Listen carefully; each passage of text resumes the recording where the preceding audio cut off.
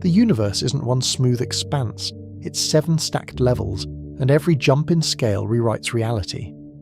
Down in the quantum, particles cheat certainty. Up in the cosmic web, gravity sketches galaxies like veins across nothingness. How can the same simple laws build all of it, layer by layer, and what happens when we climb past the 7th? Somewhere between a trembling vacuum and the night sky, nature repeats itself, yet never in quite the same way. Follow the pattern, and scale becomes the universe's most powerful illusion. This film begins with a simple, unsettling premise. The cosmos is not merely bigger or smaller, but differently organised. At each rung of size, familiar ingredients assemble into new regimes, where prediction sharpens, intuition fails, and the same equations wear unfamiliar faces. Our question is not whether physics is universal, but how universality survives transformation.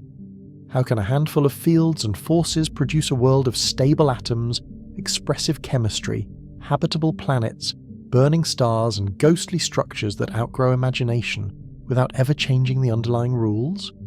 To answer it, we will treat scale as a kind of translator. The quantum does not vanish when you zoom out. It becomes averaged, constrained, and hidden inside patterns that look classical. Gravity does not suddenly appear in the large. It patiently accumulates small imbalances until entire systems begin to move as one. Along the way, we will meet the universe's quiet enforcers: symmetry, quantization, exclusion, and entropy. Principles that decide what can exist, what must decay, and what can endure. We will see why empty space is not truly empty, why stability is an active negotiation, and why complexity can ignite without any new fundamental law. But each level also carries a cost. Certainty is traded for probability, simplicity for structure, and structure for history written in heat, light, and motion. What looks like a solid object at one scale is a restless crowd at another. What seems like order is often a temporary truce. Our instruments will become our eyes, spectra that turn atoms into barcodes, telescopes that read time in redshift, detectors that catch neutrinos slipping through stars, and gravitational lensing that reveals mass where no light belongs. With every measurement, the universe gives us a clue, then asks whether we are seeing the thing itself, or only its shadow. And as the ladder rises, the stakes widen. The origin of the elements becomes the origin of worlds. The architecture of galaxies becomes the architecture of fate, and the largest maps we can draw confront the borders of what can ever be known. In the end, the deepest mystery may not be distance at all, but emergence. Why reality keeps inventing new chapters while obeying the same grammar. So we will climb, patiently, rigorously, and with wonder, through 7 levels of the universe. Not to reduce the cosmos to a single answer, but to watch one set of laws become many kinds of reality. Before we begin, let us know in the comments below where in the world you're watching from and what time it is there. Now settle in for a journey. We descend into the rules beneath matter, then rise through atoms, molecules, worlds, stars, galaxies, and the vast cosmic web. Each step will reveal a new order and a new limit, without giving away what waits at the highest edge.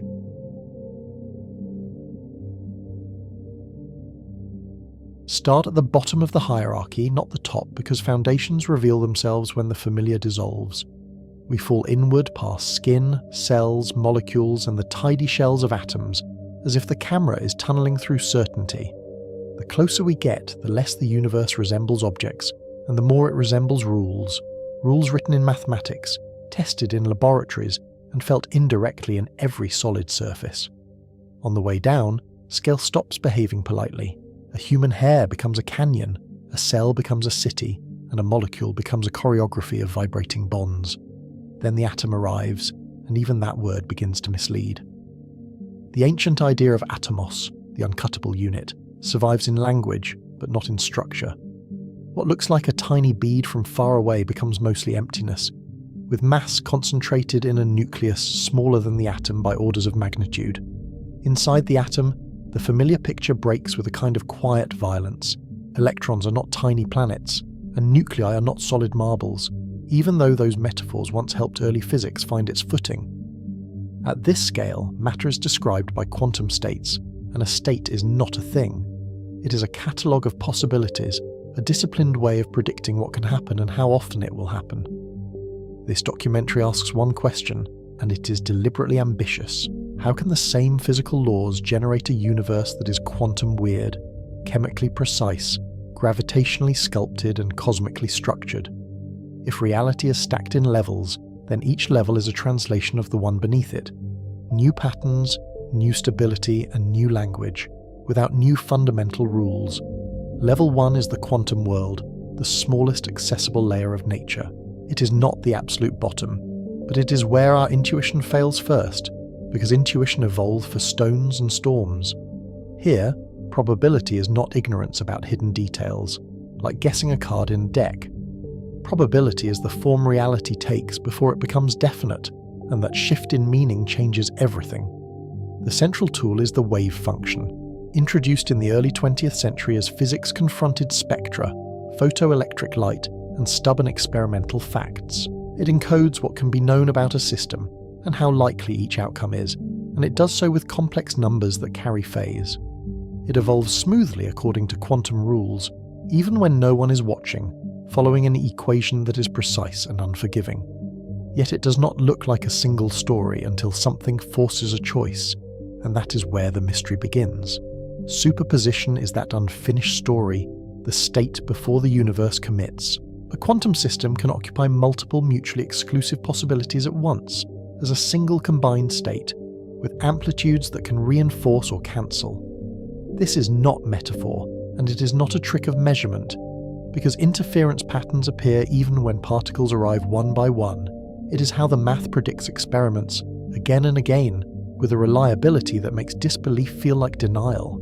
To picture it, imagine a ripple spreading across a pond, except the ripple is not water, and the pond is not space. The wave function is a rule for outcomes, and its ripples are probabilities that can overlap and interfere. When two possibilities overlap, they do not merely add like weights. They combine like waves, creating bright regions of high likelihood and dark regions where outcomes vanish. Uncertainty is not a limitation of instruments, and it is not a confession of human clumsiness. Certain pairs of properties cannot both be sharply defined at the same time, because the wave function cannot be squeezed in every way. Position and momentum trade precision, because a sharply localized wave requires many momenta to build it. The universe is not hiding exact values behind a curtain.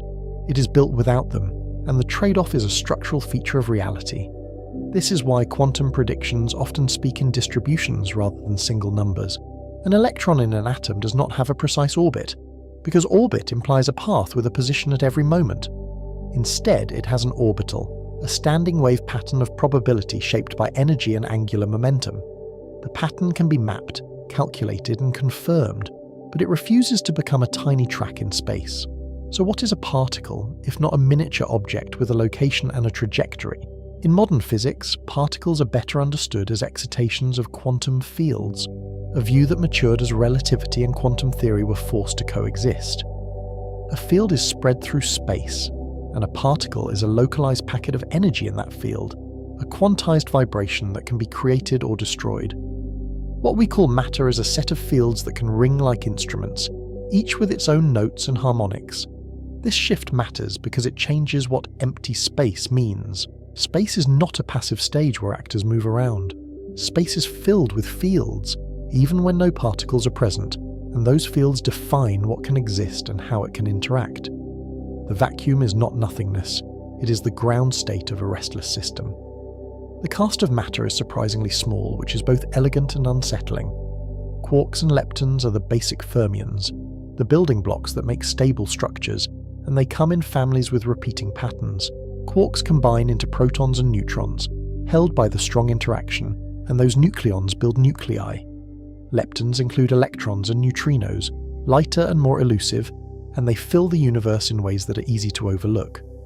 Quarks come in flavors, and they never appear alone in ordinary conditions. The strong force binds them so tightly that pulling them apart makes new quark pairs, because energy poured into the field becomes matter. This is confinement, a rule that turns the inside of the nucleus into a permanent partnership. It is why nuclear matter is dense and durable, and why the proton, though composite, behaves like a stable unit in everyday life. The strong interaction does more than glue quarks together.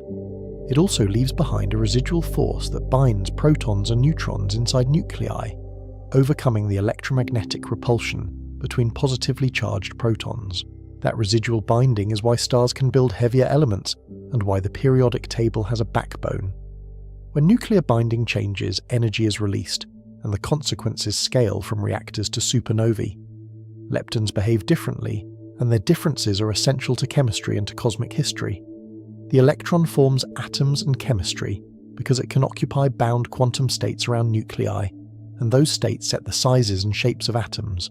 Neutrinos barely interact, passing through planets as if they were fog, because they feel only the weak force and gravity. Yet neutrinos carry information about stars, reactors, and the early universe, because they escape from dense regions where light cannot. Forces are also fields, and they have their own quanta, which appear as particles in detectors. Photons carry the electromagnetic interaction and shape light, atoms, and technology, from radio antennas to retinal cells. Gluons carry the strong interaction and bind quarks into hadrons, and they also interact with each other, making the strong force uniquely self-coupled. W and Z bosons carry the weak interaction, enabling radioactive decay and stellar fusion, and they are heavy enough that the weak force becomes short-ranged. These bosons are not merely messengers in a cartoon. In quantum field theory, forces arise from the way fields couple, and the exchange particle language is a useful shorthand for interaction terms in the equations. When charges and currents exist, the electromagnetic field responds, and quantized disturbances appear as photons. When quarks carry color charge, the gluon field responds, and the result is confinement and binding. Gravity is the odd one out in this chapter, and its strangeness is a clue. We can describe it classically with spacetime curvature, and we can treat it as a weak force in many calculations, because its quantum effects are usually negligible. But we do not yet have a complete quantum theory of gravity that matches everything, from black holes to the early universe. That gap will matter more as we climb levels, because it hints that the hierarchy is not fully mapped. Quantum field theory is the framework that unifies these ingredients, built through decades of struggle and refinement. It treats particles as field excitations and interactions as field couplings, and it respects both quantum principles and special relativity. It predicts scattering outcomes with astonishing accuracy, down to many decimal places, in experiments that smash particles together and read the debris. Yet it also forces us to accept that empty space is not empty, and that nothing has structure. In the visual language of this level, imagine a particle collider event display. Thin tracks curve in a magnetic field, spiraling outward like calligraphy, while energy blooms in calorimeters as coloured blocks. Each track is not a tiny object's path in the classical sense. It is evidence reconstructed from interactions of a field excitation that existed briefly and then transformed. Mass is not just how heavy something feels when you lift it. In quantum field terms, mass is a property that shapes how a field excitation moves and resists acceleration, and it sets an energy threshold for creating that excitation. Some mass arises from binding energy, not from fundamental particles being heavy, because energy itself gravitates and contributes to inertia. Most of the proton's mass is energy stored in the strong field dynamics, a seething internal motion of quarks and gluons confined in a small volume. This is one of the quiet surprises of modern physics. The quarks inside a proton are relatively light, yet the proton is heavy, because the strong interaction stores enormous energy. The mass you feel in your hands is, in large part, the energy of fields trapped in stable patterns. Matter is not a pile of heavy ingredients. It is a set of energetic relationships that hold their shape. The Higgs field adds another layer, and it does so everywhere at once. It fills space with a non-zero value, even in the vacuum, like a background condition rather than a localized object. Certain particles interact with it, and that interaction changes how they propagate, slowing them in a way that appears as mass. What we call mass for electrons and quarks is partly the cost of moving through that ever-present field, and the Higgs boson is the quantized ripple of that field. Historically, this idea was not invented for elegance alone. It was a solution to a problem: how to give W and Z bosons mass without breaking the mathematical consistency of the theory. The eventual discovery of the Higgs boson at the Large Hadron Collider was not just a trophy, it was a confirmation that the vacuum has properties, and that those properties shape what can exist. This is not a story of tiny billiard balls. It is a story of fields everywhere, with patterns that can localize and persist, and with interactions that can transform one pattern into another. Stability is not assumed, it is engineered by quantum rules, and it is fragile in principle even when it feels permanent. The everyday world depends on these patterns holding together, moment after moment, without needing supervision. Then comes the problem that refuses to stay quiet. If the wave function evolves smoothly, why do we see definite outcomes, and why do those outcomes look irreversible? Why does a detector click once, not in a blur of many clicks, and why does the world not display visible superpositions? The measurement problem is the tension between quantum superposition and classical experience, and it sits at the center like an unanswered riddle. One way to frame it is simple, and simplicity makes it sharper. Quantum theory gives probabilities for outcomes, but it does not clearly say what counts as an outcome, or when potential becomes actual. Is it the detector, the environment, the observer, or something deeper in the dynamics? The boundary between quantum and classical is not written into the equations, even though our lives seem to depend on that boundary. Historically, this tension shaped the early debates of quantum theory. The founders argued about completeness, about hidden variables, and about what the wave function represents, because the equations worked while the meaning stayed slippery. Later, experiments testing entanglement and non-local correlations showed that the quantum description is not easily replaced by a classical one. The world violates certain classical expectations, and it does so in a way that is measurable. Decoherence explains part of the transition without solving every philosophical question, and its power is practical. When a quantum system interacts with its environment, its delicate phase relationships spread into countless degrees of freedom, like ink dispersing in water. Superpositions become effectively unobservable, because the environment keeps a record in correlations that are impossible to track. The system looks classical, not because quantum rules stop, but because interference becomes inaccessible. In practice, macroscopic objects are constantly monitored by their surroundings, even in darkness and silence. Air molecules collide, thermal photons scatter, and internal vibrations exchange energy, and all of it creates entanglement in fractions of a second. That entanglement selects stable states that persist, like positions and orientations, because those states are robust against environmental noise. Classical reality is a durable approximation created by relentless interaction, and durability is what our senses interpret as solidity. A useful way to visualize decoherence is to picture a pristine interference pattern, like ripples crossing on a still lake. Now add wind, rain, and drifting debris, and the crisp pattern smears into randomness, even though the underlying fluid still obeys the same equations. The quantum system still evolves, but its phase information becomes dispersed into the environment. The world does not become classical by decree. It becomes classical by losing access to interference. Yet the quantum world still leaks through, and it does so wherever coherence can be protected. Superconductors, lasers, and semiconductors work because coherence can be preserved and exploited, allowing electrons to move in collective quantum states. Atomic clocks keep time by counting quantum transitions with extreme regularity, turning probability into precision. Quantum weirdness is not rare, it is engineered into modern life, and it hides in the devices we trust most. Now, return to the vacuum itself, because this is where the story becomes both subtle and consequential. In quantum field theory, the lowest energy state still contains fluctuations, because fields cannot be perfectly still. Uncertainty forbids exact zero motion everywhere, so even the vacuum has a restless baseline. Virtual excitations appear and disappear, not as directly observable particles, but as transient contributions that shift measurable quantities. These vacuum fluctuations are not just mathematical decoration, and their fingerprints can be seen. They shift atomic energy levels, as in the Lamb shift, where hydrogen's spectrum reveals tiny corrections predicted by quantum electrodynamics. They create forces between neutral plates, as in the Casimir effect, where the vacuum's allowed modes are altered by boundaries. They contribute to the energy budget of space, even if we debate how to count it and what exactly should gravitate. Visually, the vacuum is often drawn as a calm blackness, but the better image is a dark ocean with constant microscopic shimmer. Not waves you can surf, but fluctuations you can infer, because they tug on atoms and alter the behavior of light. The emptiest region of space is still a physical state with properties, and properties can have consequences. Zero-point energy raises a dangerous question, and it is dangerous because it touches cosmology. If empty space carries energy, does it gravitate in the straightforward way energy usually does? If it gravitated as naively expected, the universe would curve far more than observed, and cosmic expansion would behave wildly differently.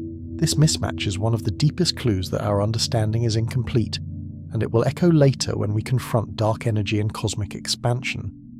So Level 1 is both precise and unsettling, a triumph of prediction paired with a refusal to settle into a simple picture. It predicts experiments with unmatched accuracy, yet it resists a single story of what is real, because it replaces objects with amplitudes. It replaces certainty with statistics, but it does not replace rigor, because the statistics are exact. It makes the observer part of the story, even when we try to remove ourselves, and that is not a poetic claim, but a structural one. The tension is the engine of this series, because tension forces us to ask what real means. If quantum rules are the foundation, why does everyday life feel nothing like them? And why does the world appear stable? Why do tables stay put? Why do planets follow smooth paths? And why do causes precede effects in a clean line? The answer is not that quantum physics is small. The answer is that higher levels are organized, and organization can hide the strangeness beneath. Organization begins with repetition, because repeated patterns become reliable. When quantum systems settle into stable motifs, they become building blocks that can be used again and again, without needing to be reinvented.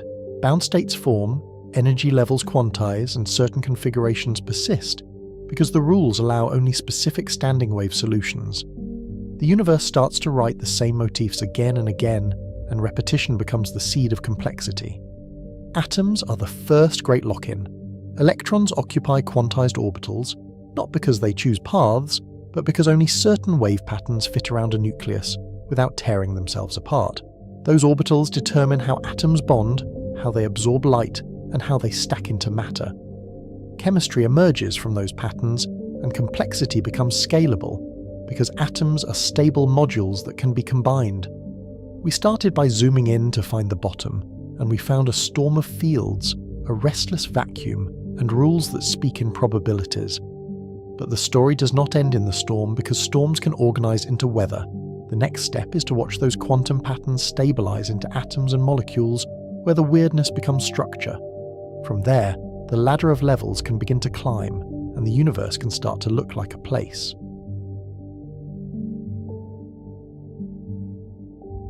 Level 2 begins where quantum strangeness stops looking like chaos and starts looking like design.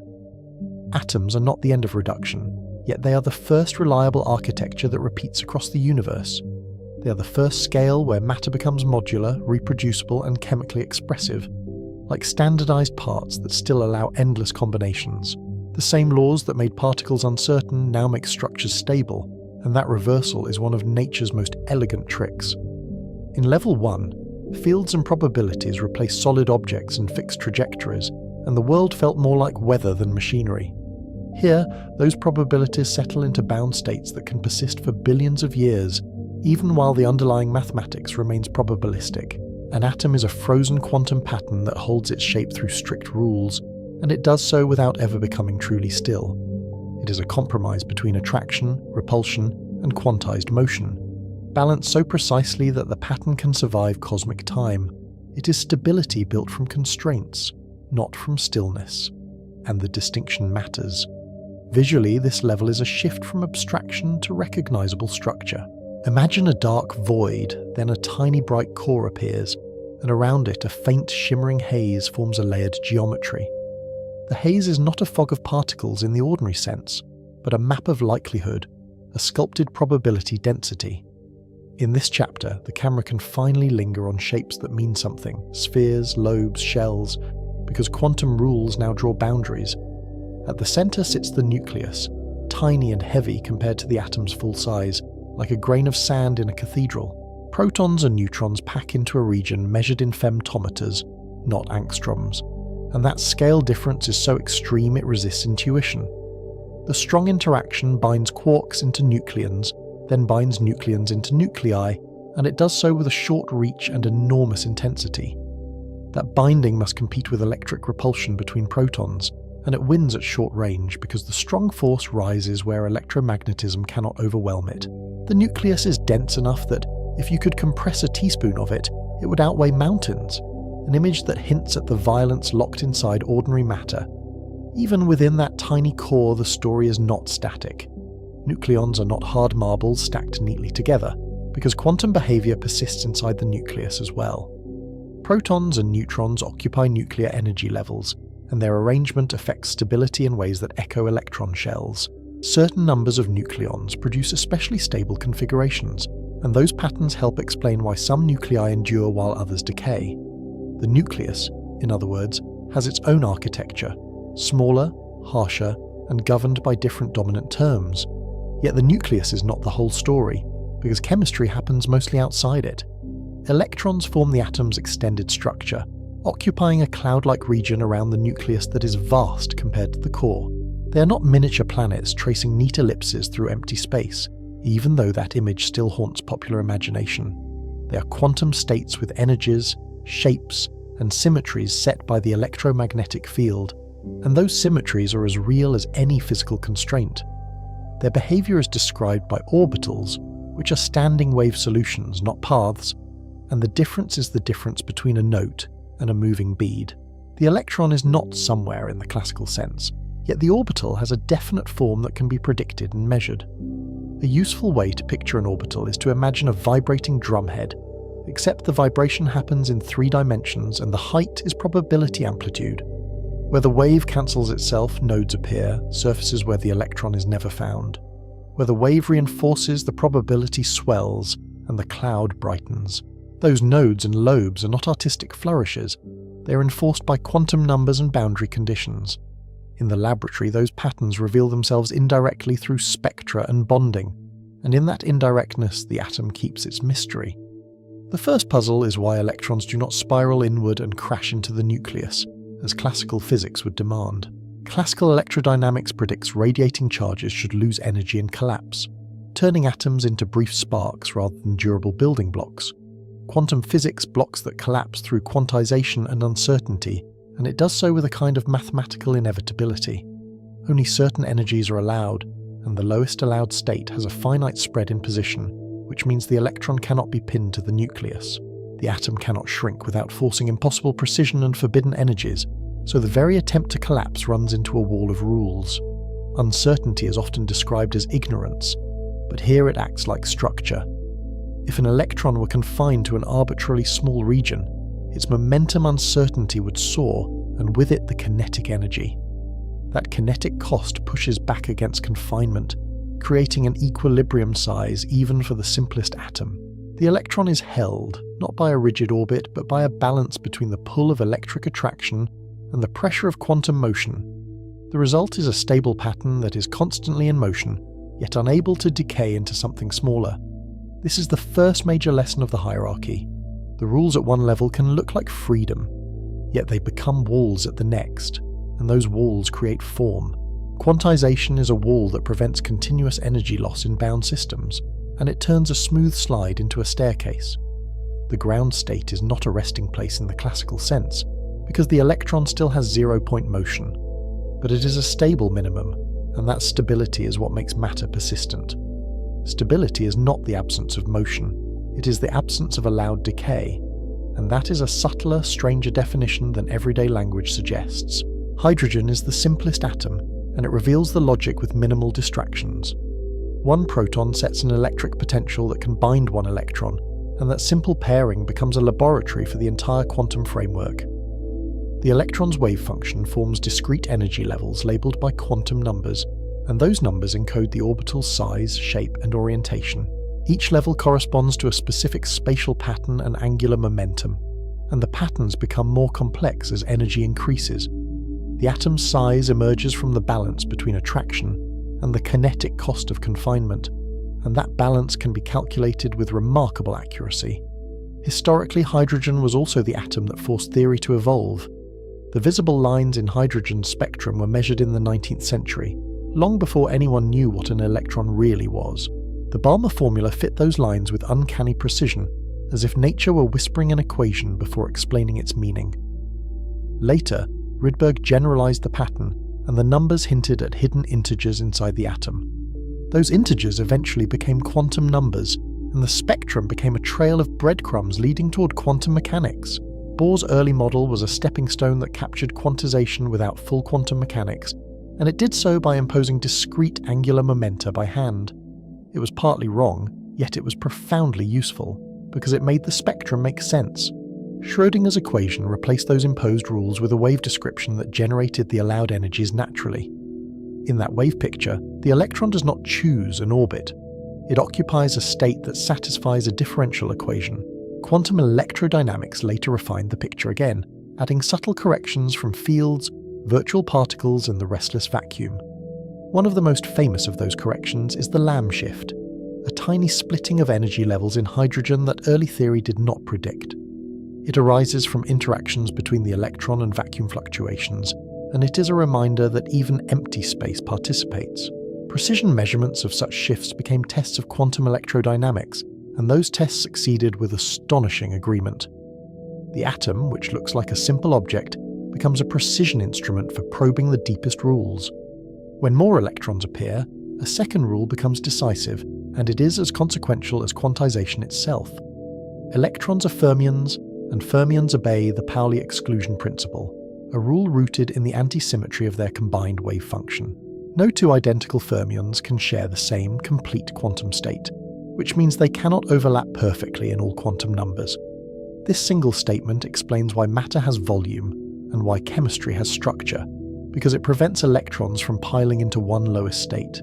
It forces electrons to stack into shells and subshells instead of collapsing into a single dense cloud. Pauli exclusion turns quantum identity into macroscopic solidity, and it does so quietly, without drama. If electrons could all occupy the same lowest orbital, atoms would be smaller and denser, and ordinary matter would be unrecognizable, more like collapsed foam than familiar substance. Instead, electrons fill available states in an ordered sequence determined by energy and symmetry. Higher states cost energy and occupy larger regions of space, so the atom becomes layered. Those layers become chemical personality, and personality becomes predictability. The shell structure is not merely a bookkeeping device, because it is tied to spatial geometry.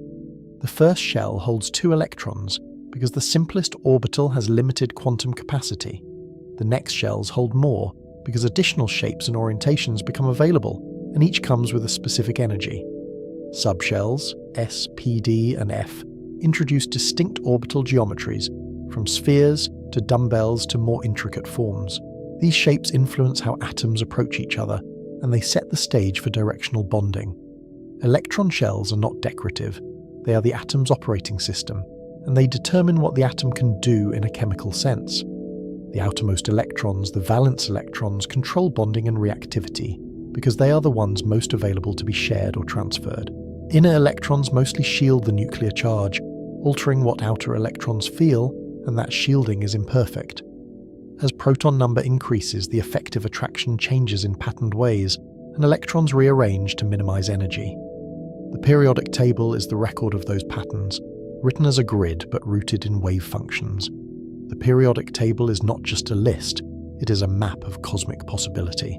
Each element is defined by its number of protons, which sets the charge that shapes electron structure and determines the baseline of chemical behavior. Different proton numbers produce different shell fillings and different valence configurations, and those configurations determine typical bonds, typical energies, and typical reactions.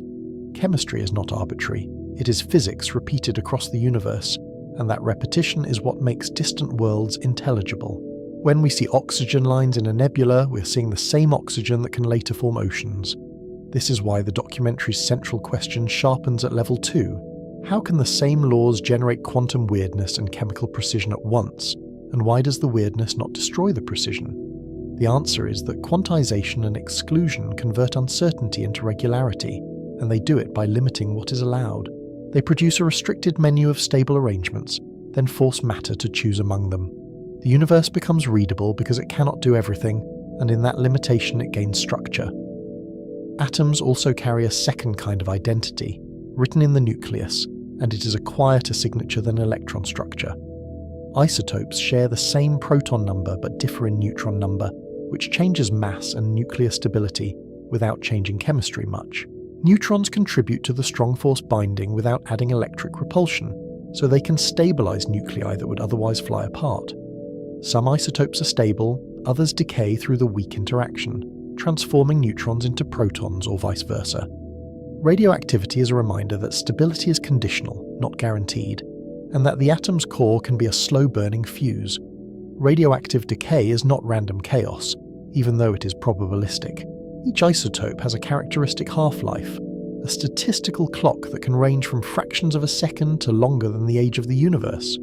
In geological samples, those clocks record Earth's history, and in meteorites they record the early solar system.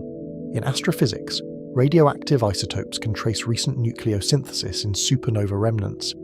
Even atoms can be clocks that count cosmic time, and their ticking is written into the particles and photons they release. The nucleus also explains why elements differ in abundance across the cosmos, and why the universe is not chemically uniform. Hydrogen and helium dominate because the early universe made them first, during the first minutes after the Big Bang when temperatures were high enough for nuclear reactions. Heavier elements require stars, pressure, and time to forge them through fusion and capture, and those processes occur in stages. Some elements are common because their nuclei are especially stable, and fusion pathways naturally funnel toward them. Others are rare because their formation paths are narrow and violent, requiring extreme conditions or brief windows of opportunity. The periodic table is also a fossil record of cosmic history because each element carries a story of where it was made. Carbon and oxygen emerge from stellar interiors, assembled in the long-burning phases of stars. Iron marks a turning point, because fusing beyond iron generally costs energy rather than releasing it. Elements heavier than iron often require neutron capture in explosive or highly energetic environments, where nuclei can climb to higher masses. When we hold a piece of iron or breathe oxygen, we are touching the residue of ancient stellar processes. Atoms announce themselves through light, and light becomes a universal translator across distance and time. When electrons change energy levels, they absorb or emit photons with specific energies, and those energies correspond to specific wavelengths. The result is a set of spectral lines, sharp features that appear as bright spikes or dark notches depending on the environment. Each element has its own pattern of lines, like a barcode, because each has its own ladder of allowed transitions.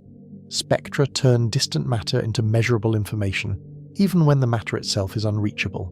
Visually, spectroscopy invites a particular kind of imagery. A beam of starlight enters a prism or diffraction grating, and the smooth rainbow fractures into a banded code. Dark absorption lines cut across the spectrum like missing notes in a song, while emission lines glow like neon signatures in the dark. The camera can drift along those lines, then pull back to reveal a star, a nebula, or a galaxy, each carrying the same atomic handwriting. This is where quantum theory first proved it was not optional, because the evidence arrived as clean, discrete facts. Early spectroscopy revealed lines that classical models could not explain, and the discreteness was stubborn. The Balmer series in hydrogen demanded quantized energies long before wave functions became standard language, and it forced physicists to confront the failure of continuity. Bohr's model gave a partial explanation, then Schrödinger's equation provided a deeper one, and later refinements corrected the fine details. Even the splitting of lines in magnetic fields, the Zeeman effect, revealed that angular momentum and magnetic moments were quantized. Spectroscopy becomes one of the most powerful tools in astrophysics because it turns light into a probe of physical conditions. A star's light carries absorption lines from cooler gas in its outer layers, where atoms and ions remove specific wavelengths. A nebula's glow carries emission lines from excited atoms and ions, energized by ultraviolet radiation or shock heating. By measuring line positions, we infer composition, temperature, density, and motion, and we can do it across interstellar distances. Doppler shifts reveal velocities, and line widths reveal turbulence, pressure, and rotation, which means spectra can map dynamics as well as chemistry. There is a deeper reason spectra are so informative, and it returns to the theme of limited options. Atoms cannot absorb or emit arbitrary energies because their states are quantized, and their transitions obey selection rules. Those rules depend on angular momentum, parity, and the structure of the electromagnetic interaction, so not every jump is allowed. In practice, this creates patterns that are distinctive and robust, even in messy environments. The universe becomes legible because atoms have constrained vocabularies, and constrained vocabularies create recognizable languages. Spectral fingerprints also reveal conditions where atoms are stressed or broken, and where the boundaries of neutral matter dissolve. If a photon or collision supplies enough energy, an electron can be removed, and the atom becomes an ion. That process is ionization, and it creates ions and free electrons that respond strongly to electric and magnetic fields. Ionization changes spectra because energy levels shift with charge state, and because new transitions become possible. It also changes how matter interacts with radiation, because free electrons can scatter light and alter opacity. Ionization is not an all-or-nothing switch, because it depends on temperature, density, and radiation intensity. In a hot gas, collisions constantly excite and de-excite electrons, and some collisions are energetic enough to ionize. In a strong radiation field, photons can ionize directly, especially in ultraviolet-rich environments near young stars. Recombination happens too, when a free electron is captured and a photon is emitted, often producing characteristic recombination lines. The balance between ionization and recombination becomes a diagnostic tool, letting astronomers infer conditions in stellar atmospheres and nebulae. Plasma is ionized matter, and it is the most common state of visible matter in the universe, even though it feels exotic on Earth. Stars are plasma held by gravity and powered by fusion, and their light is filtered through layers of ionized gas. Nebulae are plasma shaped by radiation, shocks, and magnetic fields, and their filaments trace invisible forces. The solar wind is plasma streaming through the solar system, carrying the sun's magnetic influence outward. On Earth, plasma is rare in daily life, which makes the cosmos feel unfamiliar, yet it is simply atoms pushed into a different regime. In plasma, the behavior of matter becomes collective, because charges interact over long distances through electromagnetic fields. Electrons and ions can move separately, creating currents that generate magnetic fields, and those fields can guide motion back again. Waves can propagate through plasma like ripples through a charged ocean, and instabilities can form structures that look like living patterns. Even so, the atomic roots remain visible in the spectral lines that survive, and in the thresholds that determine ionization states. Level 2 does not disappear in plasma. It becomes the alphabet inside a larger language. Ionization creates a bridge between atomic physics and stellar physics, and that bridge is made of photons.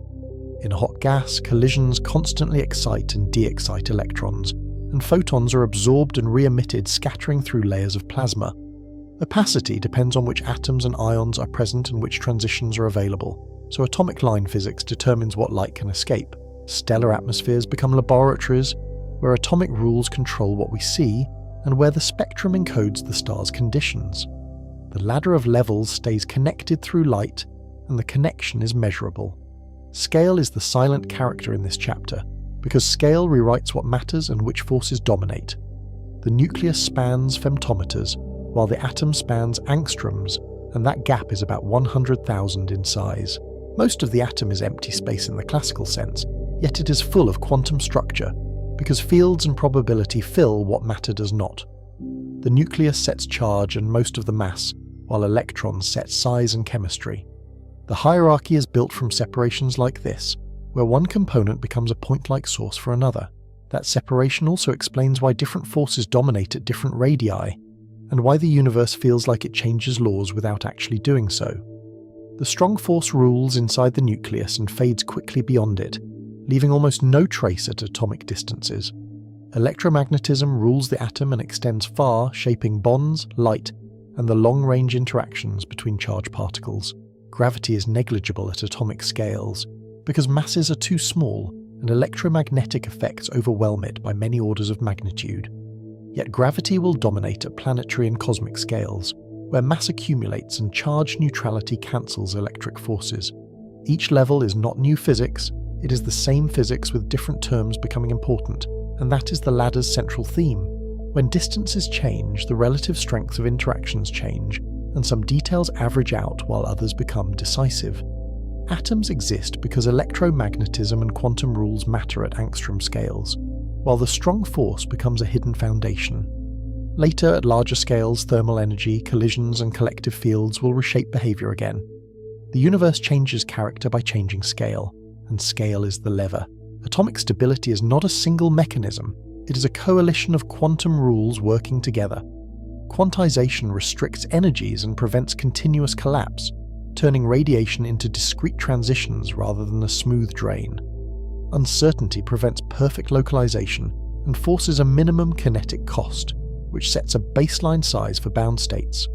Pauli exclusion prevents electrons from sharing one state and creates layered structure, which gives matter volume. Electromagnetic attraction binds, while repulsion and shell-filling set sizes, and together they make matter durable enough for chemistry and long enough for history.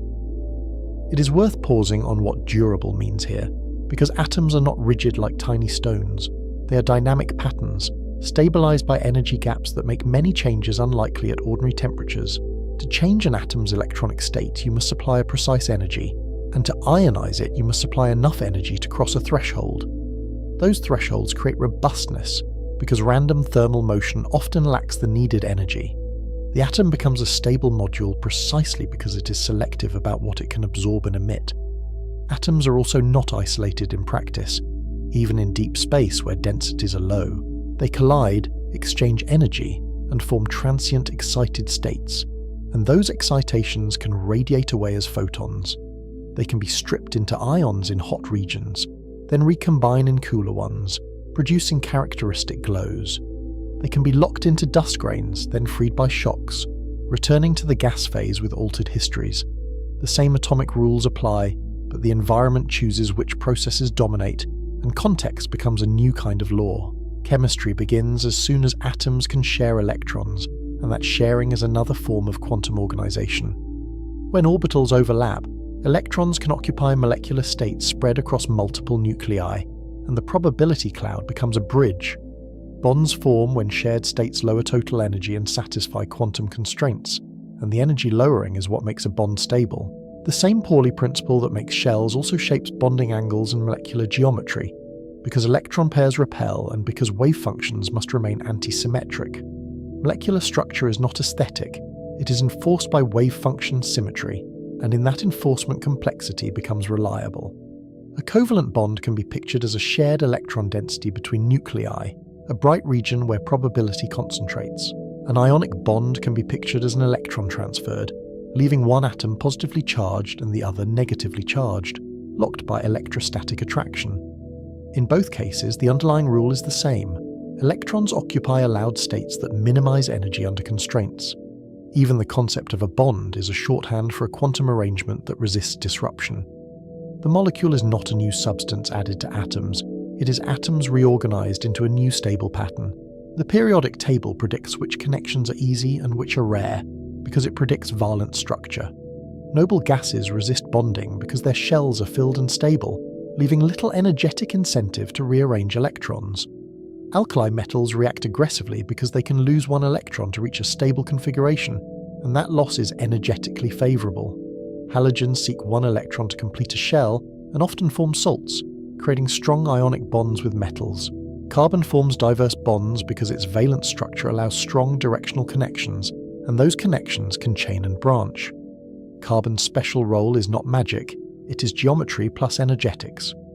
With 4 valence electrons, carbon can form 4 bonds in tetrahedral arrangements, or it can form double and triple bonds with different shapes and strengths. Those options allow stable frameworks that can carry functional groups, store information, and build complexity. In cosmic terms, carbon's versatility becomes a bridge between simple chemistry and elaborate chemistry. The variety of matter is a consequence of a few quantum numbers, repeated with different proton counts. Element abundances set the stage for which chemistries dominate in different places, and the stage is not the same everywhere. A hydrogen and helium universe favours simple molecules and vast gas dynamics, because there are few heavy atoms to build solids. A universe enriched by stellar generations adds oxygen, carbon, silicon and iron, enabling rocks, oceans and complex organics. Metallicity becomes a cosmic variable that shapes planet formation and habitability, because solids require heavy elements, and because dust grains seed growth. The periodic table is both a physics map and a cosmology map, linking microstructure to cosmic evolution. Level 2 also reframes what we mean by emptiness, because the space inside an atom is not a blank void. Between nucleus and electron cloud is a region where fields exist, and where probability density can be non-zero, even if no particle is localized there. Vacuum fluctuations still shift energy levels and alter spectra with tiny corrections, and those corrections can be measured. Precision spectroscopy measures those corrections and tests quantum electrodynamics, turning atoms into probes of the vacuum itself. Even at the scale of atoms, the vacuum leaves fingerprints, and the fingerprints are mathematical as well as physical. If the visuals linger here, the empty space can be shown as a subtle texture, a faint shimmer suggesting fields rather than matter. The nucleus can pulse with contained energy, while the electron cloud breathes in layered contours. The point is not to literalize the quantum world, but to suggest that emptiness has structure. The atom becomes a small stage where invisible rules produce visible consequences. This chapter is not only about what atoms are, but about what they allow, and the list is longer than it first appears. They allow light to carry information across billions of years because their transitions imprint stable signatures on photons. They allow matter to be stable without being rigidly classical, because stability comes from constraints rather than frozen motion. They allow complexity to be built from reusable parts, because elements repeat and bonds recur.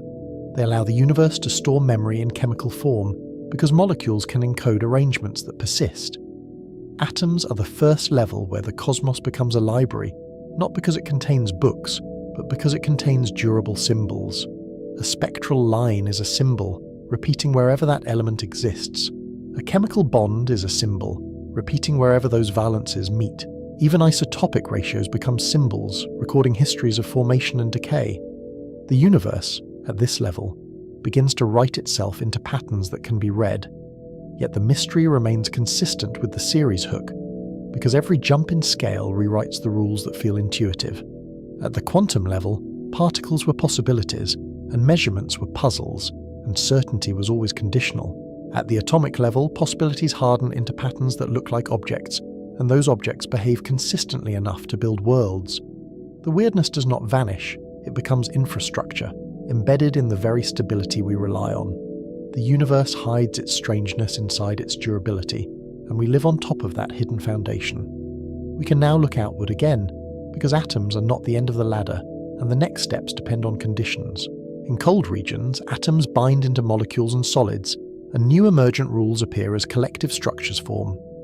In hot regions, atoms ionize into plasma, and collective behavior dominates as fields and currents take over. In dense regions, nuclei fuse and change the element inventory, rewriting the periodic table's local composition. The same physics keeps translating itself into new languages, and each translation adds new grammar. This is the transition that carries us upward. Atoms do not stay isolated for long, because the universe is rarely perfectly quiet, and time invites interaction. Given time and the right conditions, atoms connect into molecules, and molecules become chemistry in motion, shaped by energy flows and environments. Complexity begins to compound, and the next level starts to write longer sentences, built from atomic words. Level 3 is where matter becomes relational, and structure becomes information, and the library begins to tell stories.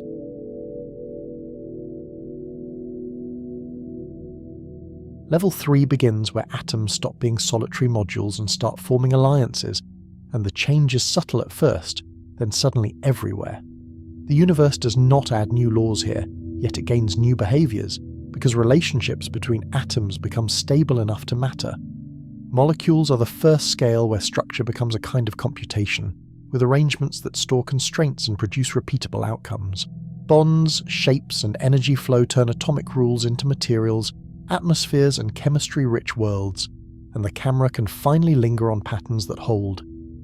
The central question stays with us, now sharpened by chemistry's precision and its refusal to tolerate hand-waving. How can the same physics be quantum weird and chemically exact, then scale into climates and planets without losing coherence? The answer is not a new force, but new patterns that persist long enough to be selected by environments. A molecule is a shared quantum state stretched across multiple nuclei, and that shared state carries both stability and possibility. If we could see it, the bond would not look like a bar between spheres, but like a fog of probability shaped by symmetry. Electrons are not little beads orbiting like planets, and chemistry works precisely because that picture fails at the right scale. The wave function spreads, interferes, and settles into allowed forms, and those forms decide what can exist. In that sense, molecules are not built from parts alone, they are built from permitted quantum arrangements. A chemical bond is not a tiny hook or glue between atoms, even though our diagrams keep drawing it that way. It is electrons occupying molecular orbitals that belong to the whole structure, and those orbitals are solutions to a shared quantum problem. When orbitals overlap, the wave functions combine into new allowed states, and the phases either reinforce or cancel. Some combinations lower energy and stabilize the arrangement, and those are bonds, while the higher energy combinations become antibonds that weaken or prevent attachment. This is where energy becomes a sculptor rather than a bookkeeping number, because the system is always searching for lower energy configurations. Lower energy often means electrons spend more time between nuclei, increasing attraction while avoiding forbidden overlap. Yet quantum mechanics charges a price for confinement, because localizing electrons raises kinetic energy through the uncertainty principle. Bonding is the compromise, an optimized distribution that makes the total energy smaller than the separated atoms.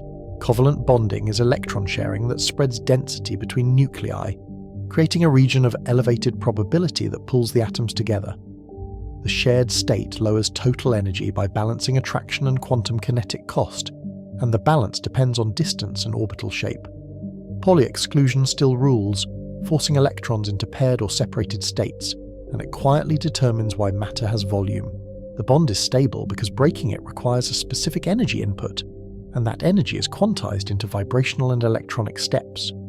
In visuals, a covalent bond can be shown as two atomic clouds merging into a single, peanut-shaped orbital with nodal planes slicing through like invisible walls. Those nodes are not decoration. They are places the wave function must be zero, enforced by symmetry and quantum numbers. The molecule's vibrational modes then appear as rhythmic stretching and bending, like a tiny instrument with distinct notes. Spectroscopy later listens to those notes, turning invisible motion into measurable fingerprints. Ionic bonding is electron transfer that creates opposite charges and long-range attraction, and it begins with an imbalance in how atoms hold electrons. The electron is more stable on one atom due to electronegativity and orbital energies, and the energy released can pay for the separation of charge. The resulting ions arrange to minimize electrostatic energy in a lattice, repeating a pattern because repetition lowers the average potential energy. The bond is less directional than covalent, yet often stronger in bulk solids, because many neighbors share the load. A crystal of salt looks simple, but its stability is a collective effect that cannot be reduced to one pair of ions. Each ion feels the pull of many oppositely charged partners and the push of many like-charged ones, and the net result is a deep energy well. The lattice energy is the true anchor. It explains why ionic solids have high melting points and brittle fracture patterns. When the lattice breaks, it tends to cleave along planes, revealing geometry as a macroscopic consequence of microscopic charge. Metallic bonding is electron sharing at the scale of many atoms at once, and it replaces discrete bonds with a communal quantum state. Valence electrons delocalize into bands that extend through the material, and those bands form because countless atomic orbitals overlap in a periodic lattice. Positive ion cores form a lattice while the electron C carries current and heat, responding to fields as a mobile fluid. The same quantum rules create conductivity, malleability, and reflective surfaces, because electrons can absorb and re-emit light across a range of energies. A polished metal surface is a visual metaphor for delocalization, because it reflects by refusing to let electromagnetic waves penetrate deeply. The incoming light drives electrons to oscillate, and the collective oscillation sends light back outward, almost like a coordinated ripple. In the bulk, the ease with which planes of ions slide explains malleability, while the electron gas keeps the structure cohesive. Even the color of some metals hints at band structure, because absorption edges sit in the visible range. These three bonding modes are not separate worlds, but endpoints on a spectrum that real matter occupies with nuance. Real materials mix covalent character, ionic character, and metallic delocalization, and the mixture can shift with temperature or pressure. The balance depends on orbital overlap, energy gaps, and the environment's temperature and pressure, which change how electrons distribute. Chemistry is a negotiation between quantum states and available energy, and the negotiation is never perfectly clean. Even within a single bond, electron density can be shared unequally. and that partial transfer blurs the line between covalent and ionic. In solids, covalent networks can still conduct if bands overlap, while ionic crystals can become conductive when defects or molten phases allow ions to move. This is why material science feels like chemistry's grown-up form, because it treats bonding as a tunable parameter rather than a category. The universe, meanwhile, uses whatever bonding character minimizes energy under local constraints. Geometry is where molecules begin to look like machines, and it is where chemistry gains a directional vocabulary. Shape is not decoration. It is enforced by orbital symmetry and electron repulsion, and the enforcement is strict. Molecular orbitals have nodes and phases that permit some arrangements and forbid others, and those permissions are like rules in a game. The molecule's lowest energy geometry becomes its stable identity, and identity determines what reactions are even possible. In simple terms, electron density prefers to spread without violating exclusion, and that spreading creates spatial patterns. Bonding pairs and lone pairs occupy regions that repel each other in space, because like charges and overlapping wave functions resist compression, that repulsion sets angles like tetrahedral carbon or bent water, and it also sets the accessibility of reactive sites. The result is directional chemistry that can build complex frameworks, because direction allows assembly rather than mere clumping. When we show water, we can show its oxygen-centered electron density as a lopsided cloud, with two hydrogen bonds reaching outward like transient arms. The bent angle is not arbitrary, and it is not a stylistic choice in textbooks. It emerges from the arrangement of electron pairs and the shape of the orbitals that host them. That angle, repeated across oceans, becomes a planetary scale property, which is a recurring theme at this level. Hybridization is a useful shorthand for this geometry, even if it is a model that compresses deeper quantum detail. Atomic orbitals mix into new shapes that point toward bonding partners, and the mixing reflects symmetry and energy optimization. Carbon can form sp3 tetrahedra, sp2 planes, or sp lines with different bond strengths, and each geometry supports different kinds of stability. One element becomes many architectures through quantum geometry, which is why carbon is a structural celebrity in chemistry. Historically, the route to this understanding was not straightforward, and early chemists argued over whether bonds were real or merely accounting devices. The rise of quantum mechanics in the 1920s and 1930s transformed that debate, because wave functions made bonding calculable rather than metaphorical. Linus Pauling's work on hybridization and resonance gave chemists a language that matched experiments, even when the underlying math stayed hidden. Level 3 is where scientific history mirrors the narrative. New patterns become legible, and then they become predictive. Polarity adds another layer of structure that behaves like information, because it makes molecules responsive to fields and to each other. Unequal electron sharing creates partial charges and electric dipoles, and dipoles create orientation-dependent forces.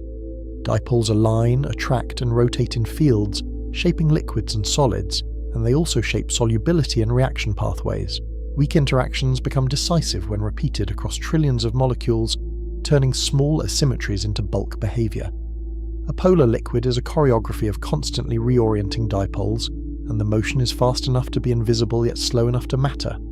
In an external electric field, alignment becomes partial order, and that order changes dielectric properties and energy storage. Even without a field, thermal motion competes with alignment, producing a restless compromise. The result is a material that can dissolve salts, stabilize charges, and support complex chemistry, which will matter later. Hydrogen bonding is weak compared to covalent bonds, yet it reorganizes worlds because it is directional and abundant. It arises from polar bonds and the attraction between partial charges, especially when hydrogen is bound to electronegative atoms like oxygen or nitrogen. In water, it creates a dynamic network that resists compression and stores heat, and the network constantly breaks and reforms on picosecond timescales.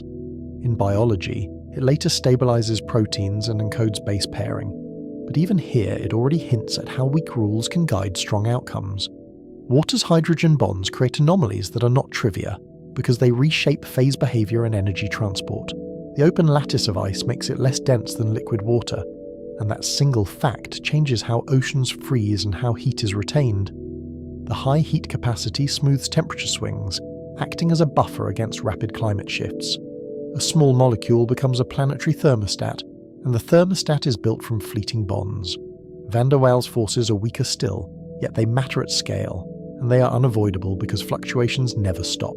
Temporary dipoles arise from quantum fluctuations in electron clouds, and those fluctuations induce matching dipoles in neighbours. These forces allow noble gases to liquefy and layered materials to slide, because even nonpolar atoms can attract at short range. Even weak physics becomes strong when multiplied by large numbers, and the multiplication is the secret engine of condensed matter. In visuals, we can show two neutral atoms approaching, their electron clouds rippling like soft membranes, briefly creating an attractive alignment. Then the scene can zoom out to a gecko's foot or a stack of graphite layers, hinting at how tiny attractions become macroscopic grip or lubricity. The point is not to add new topics, but to underline the scale bridge already present. At level 3, the universe learns to add by repeating. This is the first major lesson of level 3. Complexity is not only about stronger bonds, but about many interactions cooperating, sometimes in competition and sometimes in reinforcement. A molecule's behaviour depends on the whole energy landscape, not one link, and the landscape includes weak forces that steer orientation and packing. The universe starts to build systems whose properties are not obvious from isolated atoms, and emergence becomes a practical, measurable phenomenon. Now the story must widen from single molecules to crowds of them, because most chemistry happens in populations.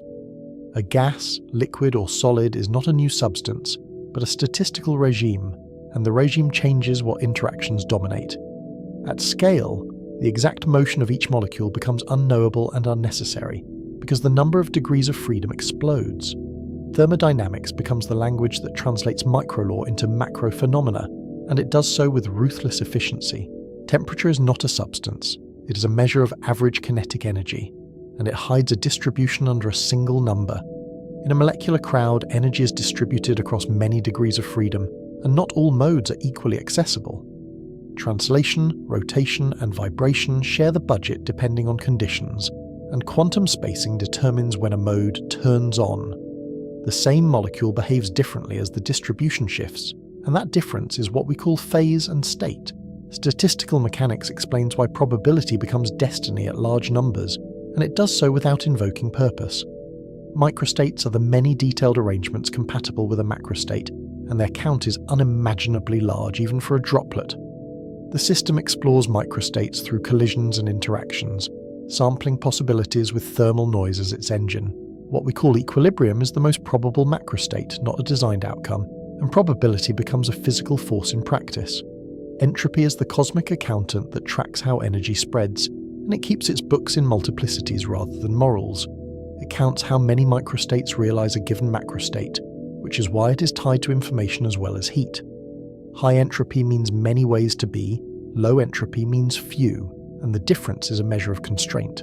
Entropy does not forbid order, but it prices order in energy and constraints, and that price must be paid continuously. The second law is not moral, it is statistical, and its authority comes from overwhelming numbers. Isolated systems tend toward macrostates with more available microstates, and the tendency becomes near certain when molecule counts are enormous.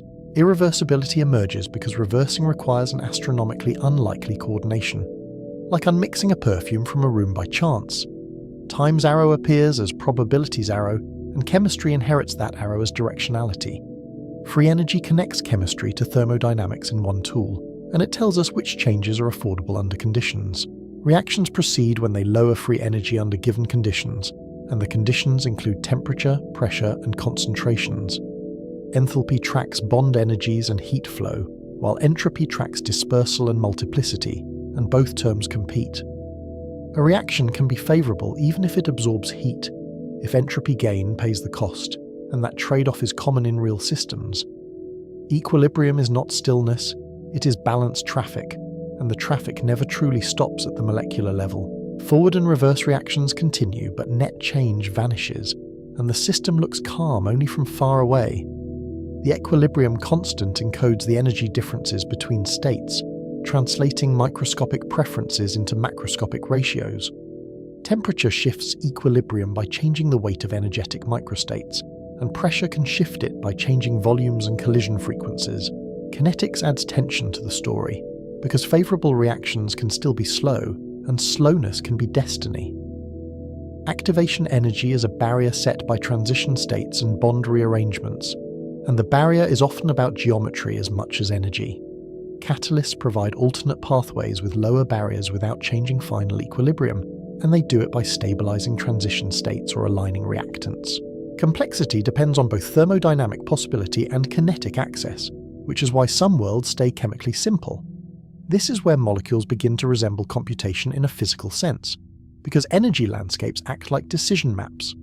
Energy landscapes contain basins, barriers, and pathways that guide outcomes, and the geometry of the landscape matters as much as its depth.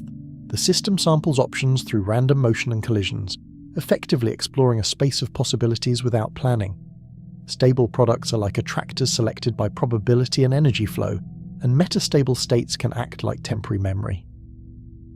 We can visualize this as a rolling surface with valleys and ridges, where a molecule's configuration is a point sliding under thermal agitation. Sometimes it falls into a deep basin and stays, and sometimes it hops barriers when enough energy concentrates in the right mode. In a warm environment, hopping is frequent, and in a cold one it becomes rare, which changes the chemistry. The landscape metaphor is not merely poetic, it is how chemists and physicists actually reason about reactions. Yet the universe is not a laboratory bench with controlled conditions, clean glassware and carefully measured reagents. Most molecules form in environments that are cold, sparse, and irradiated, and the constraints are brutal. Interstellar space seems empty, but molecular clouds are chemical factories, and they operate on long time scales with low collision rates. Level 3 must therefore include chemistry in the dark, because the cosmos does not wait for planets to begin combining atoms. Molecular clouds are dense by interstellar standards, yet still near vacuum by Earth standards, and that contrast is easy to miss. Temperatures can fall to 10 Kelvin, slowing many reactions, and thermal energy becomes too small to climb most activation barriers. In these conditions, quantum tunneling and surface chemistry become important, because they bypass barriers that heat cannot cross. The cloud becomes a slow reactor spread across light years, with chemistry written in faint emissions. The most common molecule is molecular hydrogen, H2, yet it's hard to form in gas phase, and that difficulty reveals how environment shapes possibility. Two hydrogen atoms cannot easily radiate away binding energy during collision, so the newly formed molecule tends to fall apart again. Dust grains solve this by providing a surface that can absorb excess energy, letting the atoms meet, bind, and cool. The simplest molecule depends on solid catalysts floating in space, which is an elegant cosmic irony. On a grain surface, an atom can stick briefly, migrate, and meet a partner, and the grain acts like a third body in the reaction. The binding energy can flow into the lattice as vibrations and then radiate away as infrared light.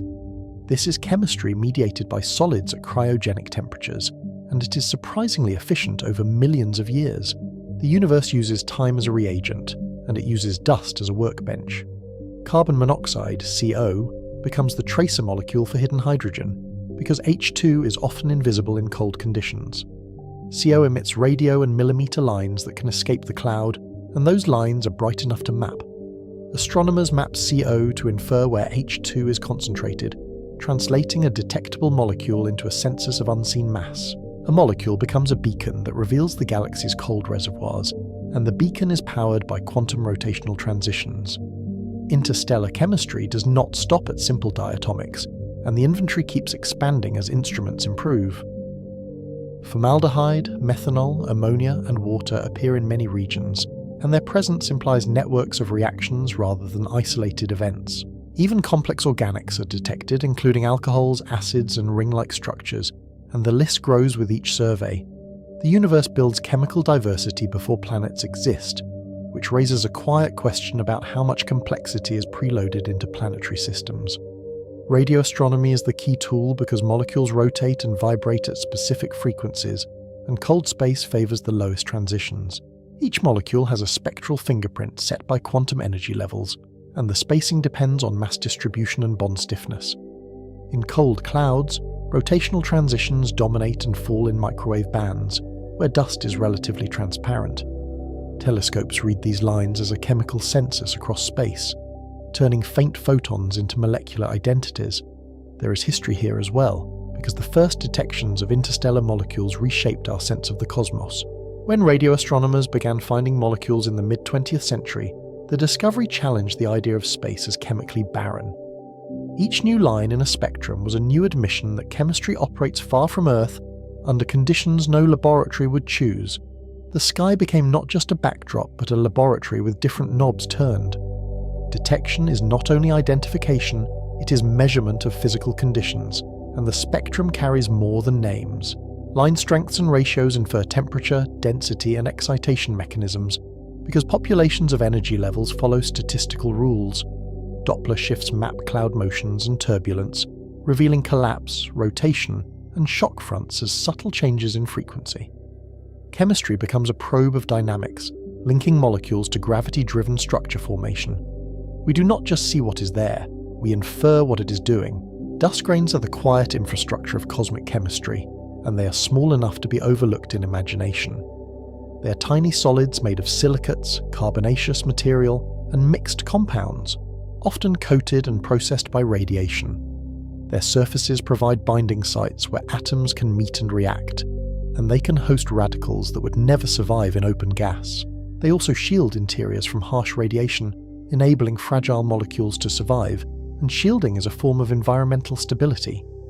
In cold regions, grains accumulate ice mantles of water, CO, CO2, and methanol, and the mantles grow layer by layer. These ices trap radicals and store chemical potential, freezing in a record of what the cloud has experienced. When warmed or irradiated, they rearrange into more complex organics, sometimes through stepwise hydrogenation or radical recombination. The ice mantle becomes a chemical memory of the cloud's history, and later, it becomes feedstock for disks and planets. UV radiation is both a destroyer and a creator, and the dual role is central to the tension of this level. It photodissociates molecules, breaking bonds and producing reactive fragments, and the fragments are often more chemically active than the originals. Those fragments can recombine on surfaces or in shielded pockets, building complexity in bursts rather than smooth progress. Radiation drives chemistry out of equilibrium, keeping the network active, and activity is a prerequisite for novelty. Cosmic rays penetrate deeper than UV and ionize gas even in dark cores where starlight cannot reach. Ionization creates charged species that react rapidly at low temperatures because electrostatic attraction replaces thermal activation. Ion-molecule reactions become dominant pathways in cold clouds, producing chains of chemistry that would be slow in neutral form. A small ionization rate can sustain a large chemical network, and the network can persist for ages. This interplay creates a cosmic paradox that fits the series' tone, because it refuses simple optimism or pessimism. Space is violent, yet it manufactures delicate complexity, and the manufacturing is distributed across vast volumes. Molecules can form in darkness, yet they are constantly threatened by radiation and shocks, and survival becomes part of the story. Complexity appears, then must fight to persist, and the fight is waged with shielding, surfaces, and time. The next bridge is from chemistry in space to chemistry on worlds, and gravity is the architect of that bridge. Gravity gathers gas and dust into disks around young stars, flattening chaos into rotating structure. In those disks, temperature and pressure vary with distance and time, creating zones where different molecules are stable. Molecules freeze, melt, react, and migrate, setting initial conditions for planets, and those initial conditions are not uniform. In a protoplanetary disk, the inner regions glow hot, while the outer regions remain cold and dim, and the gradient is a chemical sorting machine. Volatile compounds condense beyond certain distances, creating snow lines where ices become stable on grains. Those boundaries control what solids are available to build planets, and they influence what atmospheres can later form. Chemistry is not just happening in the disk, it is being organized by temperature and motion. Phase changes are the first macrophenomena built from molecular rules, and they are dramatic because they involve collective rearrangement. A solid, liquid, or gas is a collective arrangement determined by energy and pressure, and the arrangement changes how molecules move and interact. Latent heat appears because changing phase rearranges molecular order, storing or releasing energy without changing temperature. Phase boundaries become climate boundaries on planets, and they create thresholds that systems can cross. A phase diagram is a quiet map with loud consequences, and it tells us where matter prefers to live. Lines on that diagram mark coexistence, where two phases can trade molecules back and forth in equilibrium.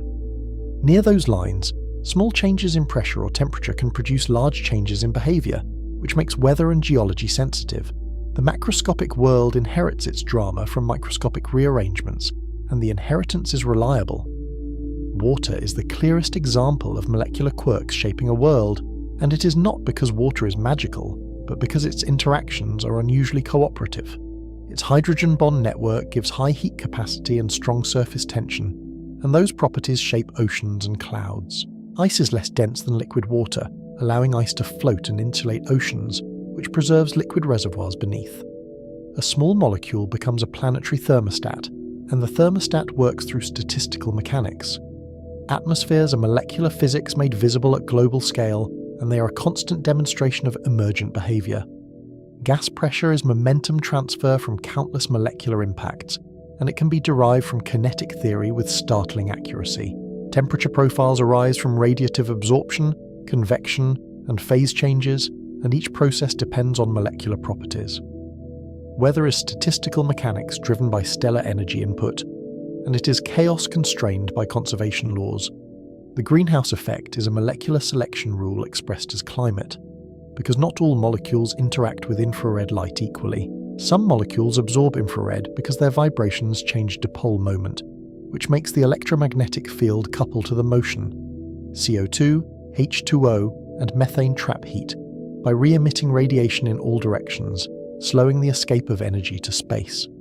A planet's surface temperature becomes a function of molecular spectra, and spectra are quantum mechanics in disguise. Opacity is chemistry's control over energy flow, and energy flow is what climates are really about. Different molecules absorb different wavelengths and set where radiation is deposited, which determines heating rates and circulation patterns. This determines whether a planet's atmosphere is stable, escaping, or collapsing, because temperature controls scale height and loss processes. Energy balance becomes a negotiation between starlight, molecular absorption, and thermal emission, and the negotiation never fully ends. Photochemistry reshapes atmospheres over time, and it does so from the top down where radiation is strongest. UV light breaks molecules in upper layers and creates reactive radicals, which then cascade into new compounds. New molecules form, including hazes that alter albedo and heating, and those hazes can change surface conditions indirectly. An atmosphere is not a static blanket, it is a chemical reactor under a star, and the star is both power source and stressor. Escape processes add another constraint that links molecules to gravity, and the link is unforgiving. Light gases can reach escape velocity in hot upper atmospheres, especially when heating inflates the exosphere and increases collisionless loss. Stellar winds can strip atmospheres if magnetic shielding is weak, and impacts can erode or replenish gases depending on timing. A planet's long-term chemistry depends on both molecular mass and orbital environment, which is why similar planets can diverge. Condensation and cloud formation show how microphysics scales into weather, and the scaling is almost theatrical. When air cools, molecules cluster into droplets or crystals on aerosols, and nucleation depends on surface energies and impurities. Latent heat release powers convection and storms, converting microscopic bonding changes into kilometre-scale motion. Cloud particles scatter light and regulate temperature, feeding back on climate, and the feedback can stabilize or destabilize a world. At this point, the narrative tension becomes explicit, because the story is no longer only about what molecules can do. Molecules enable complexity, but complexity needs stable environments to accumulate, and stability is scarce in a violent universe. The universe is full of shocks, flares, impacts, and radiation, and each event can erase chemical progress. Where can fragile chemical networks persist long enough to matter? And what counts as long enough on cosmic timescales? Stability is not the absence of violence, it is the presence of buffers, and buffers are physical mechanisms that absorb variability. Distance from a star sets irradiation and temperature regimes, and it determines whether volatiles are stable or transient. Magnetic fields and thick atmospheres can shield surfaces from charged particles, reducing the rate of molecular destruction. Oceans and rocks can store heat and chemistry, smoothing extremes, and smoothing creates time for pathways to repeat. Time is also a stabilizer, because repeated cycles can build structure, and repetition is a kind of selection. Day-night rhythms, seasons, and tidal forces create predictable energy patterns, and predictability allows chemistry to explore without being reset constantly. Those patterns can drive chemistry without constantly destroying products, especially when the energy input is moderate. Regularity becomes a platform for complexity to compound, and compounding is how level 3 prepares level 4. But stability has a cost, and the cost is energy flow management, because chemistry lives between freezing and burning. Too little energy and reactions freeze into inert mixtures, trapping matter in local minima with no pathways out. Too much energy and bonds break faster than they form, and the system becomes a churn of fragments. Habitable chemistry lives in a narrow corridor between stagnation and sterilization, and the corridor is defined by rates as much as by temperatures. This corridor is not a mystical zone, it is thermodynamics plus environment, and it can be described in measurable parameters. It depends on pressure, temperature, solvent properties, and radiation levels, and each variable shifts equilibria and kinetics. It depends on whether catalysts exist and whether gradients persist, because gradients provide work and direction. Complexity is an emergent outcome of constraints that hold long enough, and the holding is the rare part. Molecules also introduce the first true materials, not just substances, and materials are where structure becomes durable. Polymers, crystals, and amorphous solids arise from repeated bonding patterns, and repetition creates bulk properties that no single molecule has. Crystal lattices encode symmetry and defects that control strength and conductivity, and defects often matter more than perfection. Materials become the interface between chemistry and geology because they store history and structure. Minerals are chemistry locked into long-lived structures, and their diversity reflects the diversity of planetary conditions.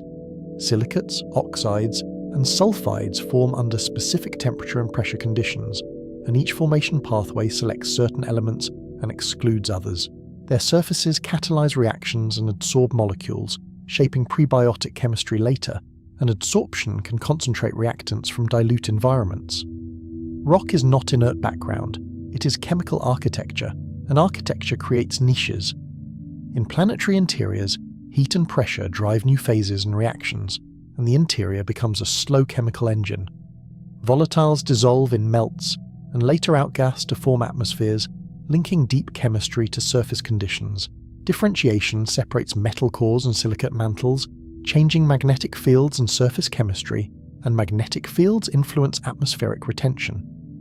Molecular behavior becomes planetary evolution, because chemistry and physics co-govern what a world becomes. Even before life, chemistry can store patterns that resemble information, and the resemblance is not metaphorical when structure controls outcomes. Isomerism allows the same atoms to form different shapes with different properties, and those shapes can have different stabilities and reactivities. Chirality creates left-handed and right-handed molecules that interact differently, especially in environments that can discriminate by shape. These distinctions can be selected by environments and amplified by cycles, making history matter in chemistry. Information here is not abstract, it is physical constraint encoded in arrangement, and arrangement determines interaction.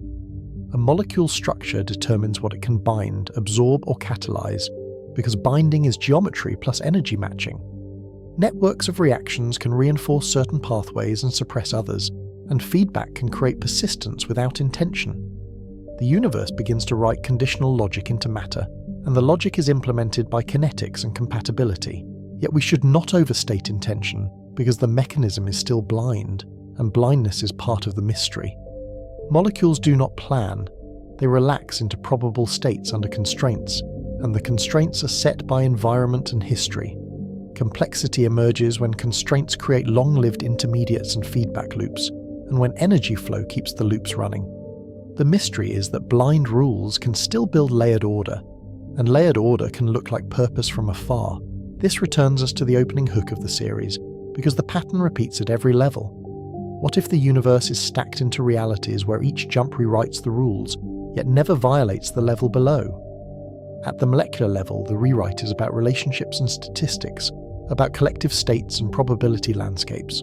Quantum amplitudes become bonds, bonds become shapes, shapes become thermodynamic behavior, and thermodynamic behavior becomes the stage for worlds. Then comes the problem that refuses to stay quiet.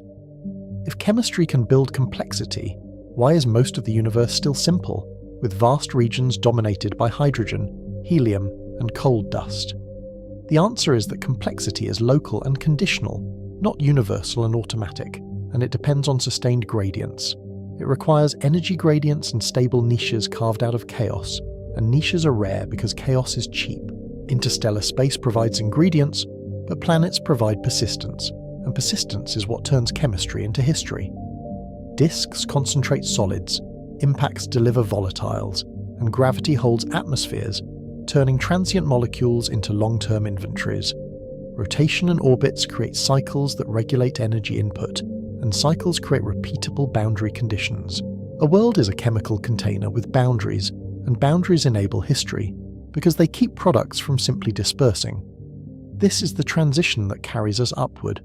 Gravity gathers matter into worlds where chemistry meets geology and orbital dynamics, and the meeting produces feedback across scales. Molecules become oceans, rocks, and air, then begin to interact as systems, with circulation and cycling as their verbs. Level 4 will follow that meeting point where planets become engines of complexity, and where chemistry is no longer only about molecules. For now, Level 3 ends with a quiet shift in perspective, and the quietness is earned by the scale of what has changed. Atoms were the architecture of matter, stable and modular, and their stability made them reliable building blocks. Molecules are the grammar that lets matter form sentences, with bonds as rules and shapes as meaning. The same laws still govern, yet the universe now speaks in patterns that can persist, spread, and evolve. And once a language exists, new stories become possible. Planets are where the universe's layers become landscapes, and where gravity turns chemistry into geography. After atoms became modules and molecules became grammar, worlds become containers that keep history from dispersing into space. On a planet, the abstract becomes tactile, pressure becomes rock, temperature becomes weather, and time becomes a surface you can read. The central question tightens again, because it refuses to stay philosophical for long, even when the view is cosmic. How can the same laws that feel quantum weird and chemically exact also build stable, evolving surfaces? A planet begins as a statistical accident inside a rotating disk, then becomes a long-lived outcome with consequences. Young stars form inside collapsing clouds, and leftover gas and dust settle into a protoplanetary disk that inherits the cloud's spin. In wide shots, these disks look serene, like pale halos around newborn suns, yet their calm appearance hides violent gradients in density and temperature. Gravity pulls inward while angular momentum resists collapse, so matter spreads into a thin, rotating plane, and that flattening is a measurable signature. That rotation is not a detail, and it is not optional, because without it the system would simply fall inward. It is the reason solar systems have architecture instead of a single central pile, and it is why orbits can persist for billions of years. The disk is also a thermal machine, with heat from the forming star and friction inside the gas as it shears. Near the star, temperatures can vaporize many solids, leaving only the most refractory materials behind, like calcium-aluminum-rich compounds that condense first. Farther out, the same elements can freeze and stick, because the disk cools with distance and time as it thins.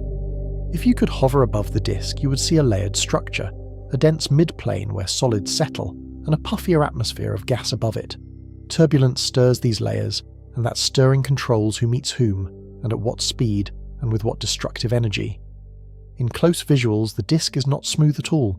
It is streaked, clumpy, and threaded with faint spiral wakes. Dust grains inherit the chemistry of molecular clouds, then collide inside the disk's turbulent flow with countless near misses. Many grains are submicron silicates or carbon-rich particles, coated with frozen molecules when the temperature allows it, including water, carbon monoxide, and simple organics. Electrostatic sticking and icy coatings help grains clump, but collisions also shatter, so growth is not guaranteed in any one region. In laboratory terms, it's a problem of adhesion, fracture, and relative velocity, but in cosmic terms it becomes destiny. The disk becomes a crowded highway of particles, where every encounter can either build a future planet or erase progress.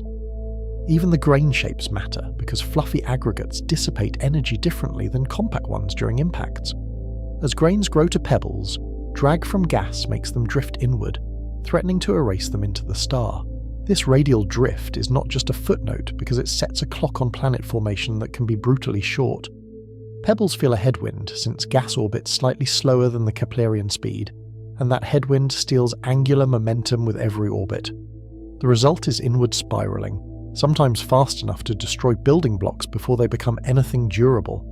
In visuals, you can show pebbles as bright grains sliding along curved streamlines, crossing invisible lanes toward the star. The disk becomes a race between assembly and loss, and the winners become planetesimals. Planetesimals form when local density rises enough that self-gravity beats turbulence and shear in the midplane. Streaming instabilities concentrate pebbles, and clumps collapse into kilometre-scale bodies that begin to dominate their immediate neighbourhoods. The physics is subtle. Particles and gas exchange momentum, and that feedback can produce dense filaments like traffic jams in a flowing stream. Once a clump becomes heavy enough, it stops behaving like a cloud of grains and starts behaving like a single object with a defined orbit. In visuals, this is the moment when a fog of particles suddenly condenses into distinct, shadow-casting bodies. It is also the moment when many becomes few, because gravity begins to select winners. Once a body is large enough, gravity changes the rules, because it focuses incoming trajectories and bends paths inward. Accretion becomes runaway, and the phrase is literal rather than poetic, because growth rate increases with mass. The biggest objects grow faster, sweeping up neighbours and clearing lanes because their gravitational cross-section exceeds their geometric size. This is gravitational focusing, and it turns small advantages into large ones, especially when relative velocities are low. The disk begins to develop neighbourhoods, and those neighbourhoods become the embryos of future planets. In a time-lapse, you would watch the swarm thin as mass concentrates into a handful of dominant cores. Impacts heat everything, and heat becomes a second architect alongside gravity, shaping texture as much as shape. Early worlds are not gentle spheres, and they are not quiet, because their surfaces are repeatedly reset. They are molten or partially molten, repeatedly reworked by collisions and radioactive decay, with surfaces that can be oceans of magma rather than rock. Each impact is a conversion of orbital energy into heat, shock, and deformation, and the energy budget is enormous. If you could stand on a forming planet, you would not see continents yet. You would see incandescent flows, ejector curtains, and a sky lit by falling debris. Even the air, if it exists, would be temporary, flashing into being from vaporized rock and then condensing again. The disk's temperature gradient sorts materials by volatility, so inner regions build from rock and metal while outer regions keep ices. Snowlines mark where water, carbon dioxide, and other volatiles condense, changing what solids exist to build with and how efficiently they stick. The water snowline is especially influential, because water ice increases the amount of solid material available and makes grains stickier during collisions. Beyond it, a given patch of disk can build larger cores more quickly, simply because there is more solid mass to work with. In a cross-section, snowlines look like invisible borders, yet they behave like economic zones that change what can be manufactured. In visuals, you can trace them as faint rings, where dust brightness and chemistry shift at once. This is the first major lesson of Level 4. Planets feel local, but their ingredients were sorted by disk physics and stellar radiation long before any surface existed. A rocky planet is a fossil of temperature, pressure, and timing in a disk that no longer exists. Even its missing ingredients matter, because absence tells you where the planet formed and what it failed to keep against heat and escape. When we look at a planet now, we're reading a record written before the planet had a surface. The planet's bulk composition is therefore a memory of a vanished environment, preserved in stone. As mass increases, self-gravity forces a world toward a sphere, because a sphere minimizes gravitational potential energy. Small bodies stay irregular because material strength can resist gravity, but larger ones relax into roundness as internal pressures rise. The transition is not sharp, yet it is measurable, and it depends on composition and temperature as well as impact history. Ice yields more easily than rock, so icy bodies can become round at smaller sizes than rocky ones. Roundness is not cosmetic, because it signals that gravity has become the dominant shaping force, and that internal pressure is high enough to reorganize matter. In silhouettes, you can watch the universe's geometry change from rubble to globe. Pressure inside a planet is not a simple squeeze because it changes how minerals behave and how heat moves, At depth, atoms are forced into denser crystal structures, and phase transitions can alter viscosity and conductivity in ways that redirect convection. In the mantle, silicate minerals transform as pressure rises, creating boundaries that can reflect seismic waves and influence circulation patterns. Some transitions absorb or release latent heat, subtly changing the thermal budget and the pace of cooling. Even without mentioning any one planet, the principle is universal. Gravity does not just hold a world together, it changes what the world is made of. A planet's interior is therefore a laboratory of high-pressure physics, running for billions of years in darkness.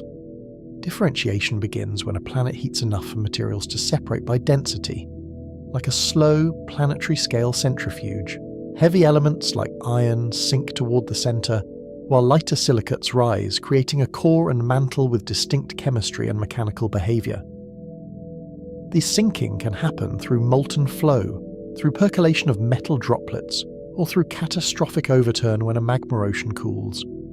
The energy source is mixed, and it arrives in pulses rather than a steady stream because impacts come in episodes. Some heat is left over from formation and impacts, some comes from radiogenic decay of isotopes like uranium, thorium, and potassium. Short-lived isotopes such as aluminum-26 can dominate early heating and then vanish, leaving longer-lived isotopes to set the slow burn. In visuals, differentiation is a cross-section turning inside out, with bright metal sinking like rain through glowing silicate. Tidal heating can add more, especially in resonance systems where orbits keep flexing interiors and never let them relax. The mechanism is mechanical friction, but it looks like geology from the outside, expressed as volcanism, fractures, and persistent heat flow. A slightly eccentric orbit means the gravitational pull varies across each cycle, kneading the interior like a stress test that never ends. In some cases, this can keep rock partially molten, or keep water liquid beneath ice, long after other heat sources fade. The same gravitational math that sets an orbit can also power a world from within. In a montage, you can show a moon's surface cracking along glowing seams, synchronized to its orbit. A differentiated interior becomes a machine with layers that exchange heat and material, and those exchanges set the pace of surface change. Convection in the mantle moves heat upward, driving volcanism and tectonics when conditions allow, and when the lithosphere can fail. Convection is not just hot rises, cold sinks, because viscosity, phase changes, and internal heating shape the flow into plumes, sheets, and sluggish overturns. Plumes can punch through the lithosphere, while downwellings can drag cold material deep, forming a planetary-scale circulation. A metallic core can convect too, and that motion can generate a magnetic field through dynamo action, provided the fluid is conductive and the planet rotates. Magnetic fields matter because they reshape particle environments and help control atmospheric loss, especially during active stellar phases. The dynamo is a story of electricity and motion, but it has a visible signature when particles arrive. Charged particles spiral along magnetic field lines, and where those lines meet the atmosphere, auroras can glow in curtains and arcs. In narration, magnetism can sound abstract, yet it is a practical shield and a practical conduit for energy. A strong field can deflect stellar wind pressure, reducing direct stripping, while still allowing polar outflows where particles escape along open lines. The balance is delicate, and it can change as the core cools and the rotation rate evolves. A planet's surface is therefore linked to its deep interior by heat flow, and heat flow is linked to formation history. Geology is physics performing slowly, but it still obeys strict budgets that cannot be negotiated away. Heat must escape, and the escape route determines surface style from smooth volcanic plains to fractured recycled crust. A thick, rigid lithosphere can lock heat in until it breaks in episodic volcanism, producing long, quiet intervals and sudden resurfacing. A mobile lid regime can recycle crust and regulate gases through long-term cycling, if the mantle is convective enough and the lithosphere is weak enough to fracture. Even without plate tectonics, impacts, volcanism, and erosion can continually rewrite surfaces over geologic time. The surface you see is never only the surface you get, because it is the top of a moving thermal system. Erosion is often treated as a gentle sculptor, yet it is a planetary force with a budget of its own. Wind needs an atmosphere, rivers need liquid, glaciers need cold, and each agent leaves different signatures that can be read like handwriting. Craters soften, channels branch, dunes migrate, and sediments pile into basins that become archives of climate. In long aerial visuals, you can watch a landscape become a flow diagram, where gravity routes material downhill and chemistry decides what dissolves. Even on airless worlds, micrometeorites and thermal cracking can grind rock into regolith, creating a slow-motion weathering without weather. The smallest impacts become a kind of sandblasting, turning bedrock into powder over eons. Planets also carry chemical differentiation at the surface, because gravity and temperature separate volatiles from refractories over time. Water, carbon dioxide, nitrogen, and sulfur compounds move between interior, surface, and sky, and each transfer changes pressure and climate. Outgassing builds early atmospheres, while impacts can both deliver volatiles and strip them away, depending on speed and angle. Some volatiles arrive trapped in minerals or ices, then release when heated, turning rock into a gas source. Over time, the surface becomes a ledger of exchanges between rock, ocean, ice, and air. The ledger is written in minerals, isotopes, and layered deposits that preserve what the atmosphere once was, even when the sky has changed. An atmosphere is a boundary layer where molecular physics becomes climate, and climate becomes geologic force. A planet's gravity sets escape velocity, which sets how easily gases can be retained against thermal motion. Temperature sets molecular speeds, which sets how quickly light gases leak away from the upper atmosphere. Composition sets opacity, which sets how much heat is trapped, which feeds back on temperature and circulation. The atmosphere is therefore a coupled system, not a simple blanket, and it can have multiple stable states. It is a dynamical fluid with chemistry embedded inside it, and chemistry that never fully stops. The first atmosphere a planet gets may not be the one it keeps, and the handoff can be violent. Primordial envelopes can be captured from the nebula, especially by larger cores, and those envelopes can be rich in hydrogen and helium. Secondary atmospheres can come later, built from volcanic outgassing, impact delivery, and surface atmosphere reactions that lock some gases away. Over time, gases can dissolve into oceans, react into carbonates, or freeze onto poles, shifting pressure and composition. When we measure an atmosphere now, we're seeing a snapshot of a long negotiation between supply, loss, and chemical locking. The present air is a treaty, not a birthright. Greenhouse effects are quantum selection rules scaled into weather, and the scaling is what makes them feel uncanny. Molecules with infrared active vibrations absorb and re-emit heat, slowing cooling to space, and each molecule has its own spectral fingerprint. The physics lives in discrete energy levels, yet the outcome is a global temperature field and a circulation pattern you can map. Water vapor amplifies warming when it is present, while carbon dioxide can stabilize climates across long times by acting as a persistent absorber. Methane, ammonia, and hazes can dominate in colder or reducing atmospheres, changing albedo and thermal structure. These same molecular spectra from level 3 become planetary outcomes at level 4, turning lines in a spectrum into oceans or deserts. The greenhouse effect is also a story of altitude, because different wavelengths escape from different heights in the atmosphere. If greenhouse gases make the atmosphere opaque in infrared, the effective radiating level moves upward to colder layers. A colder radiating level emits less energy, so the surface and lower atmosphere warm until balance returns. In visuals, you can imagine heat trying to leave, then being redirected, absorbed, and re-emitted in a slow cascade. The planet's thermal emission becomes a fingerprint, and spectroscopy turns that fingerprint into chemistry.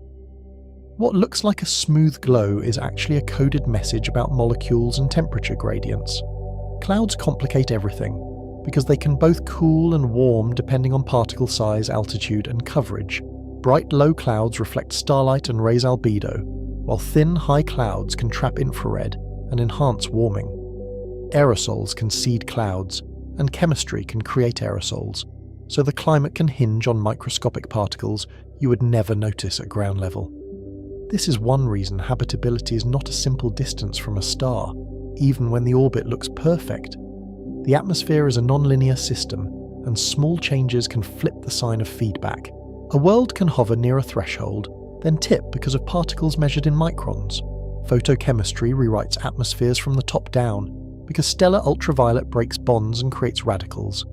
Radicals recombine into new molecules, sometimes building ozone-like shields, sometimes building aerosol hazes that dim and warm simultaneously. The upper atmosphere becomes a reactor driven by starlight, and the products can rain out or mix downward into lower layers. Over time, photochemistry can change surface conditions without any change in the planet's interior, simply by changing what the air does with light. A stable surface can therefore sit beneath an unstable sky, and the sky can still control the surface.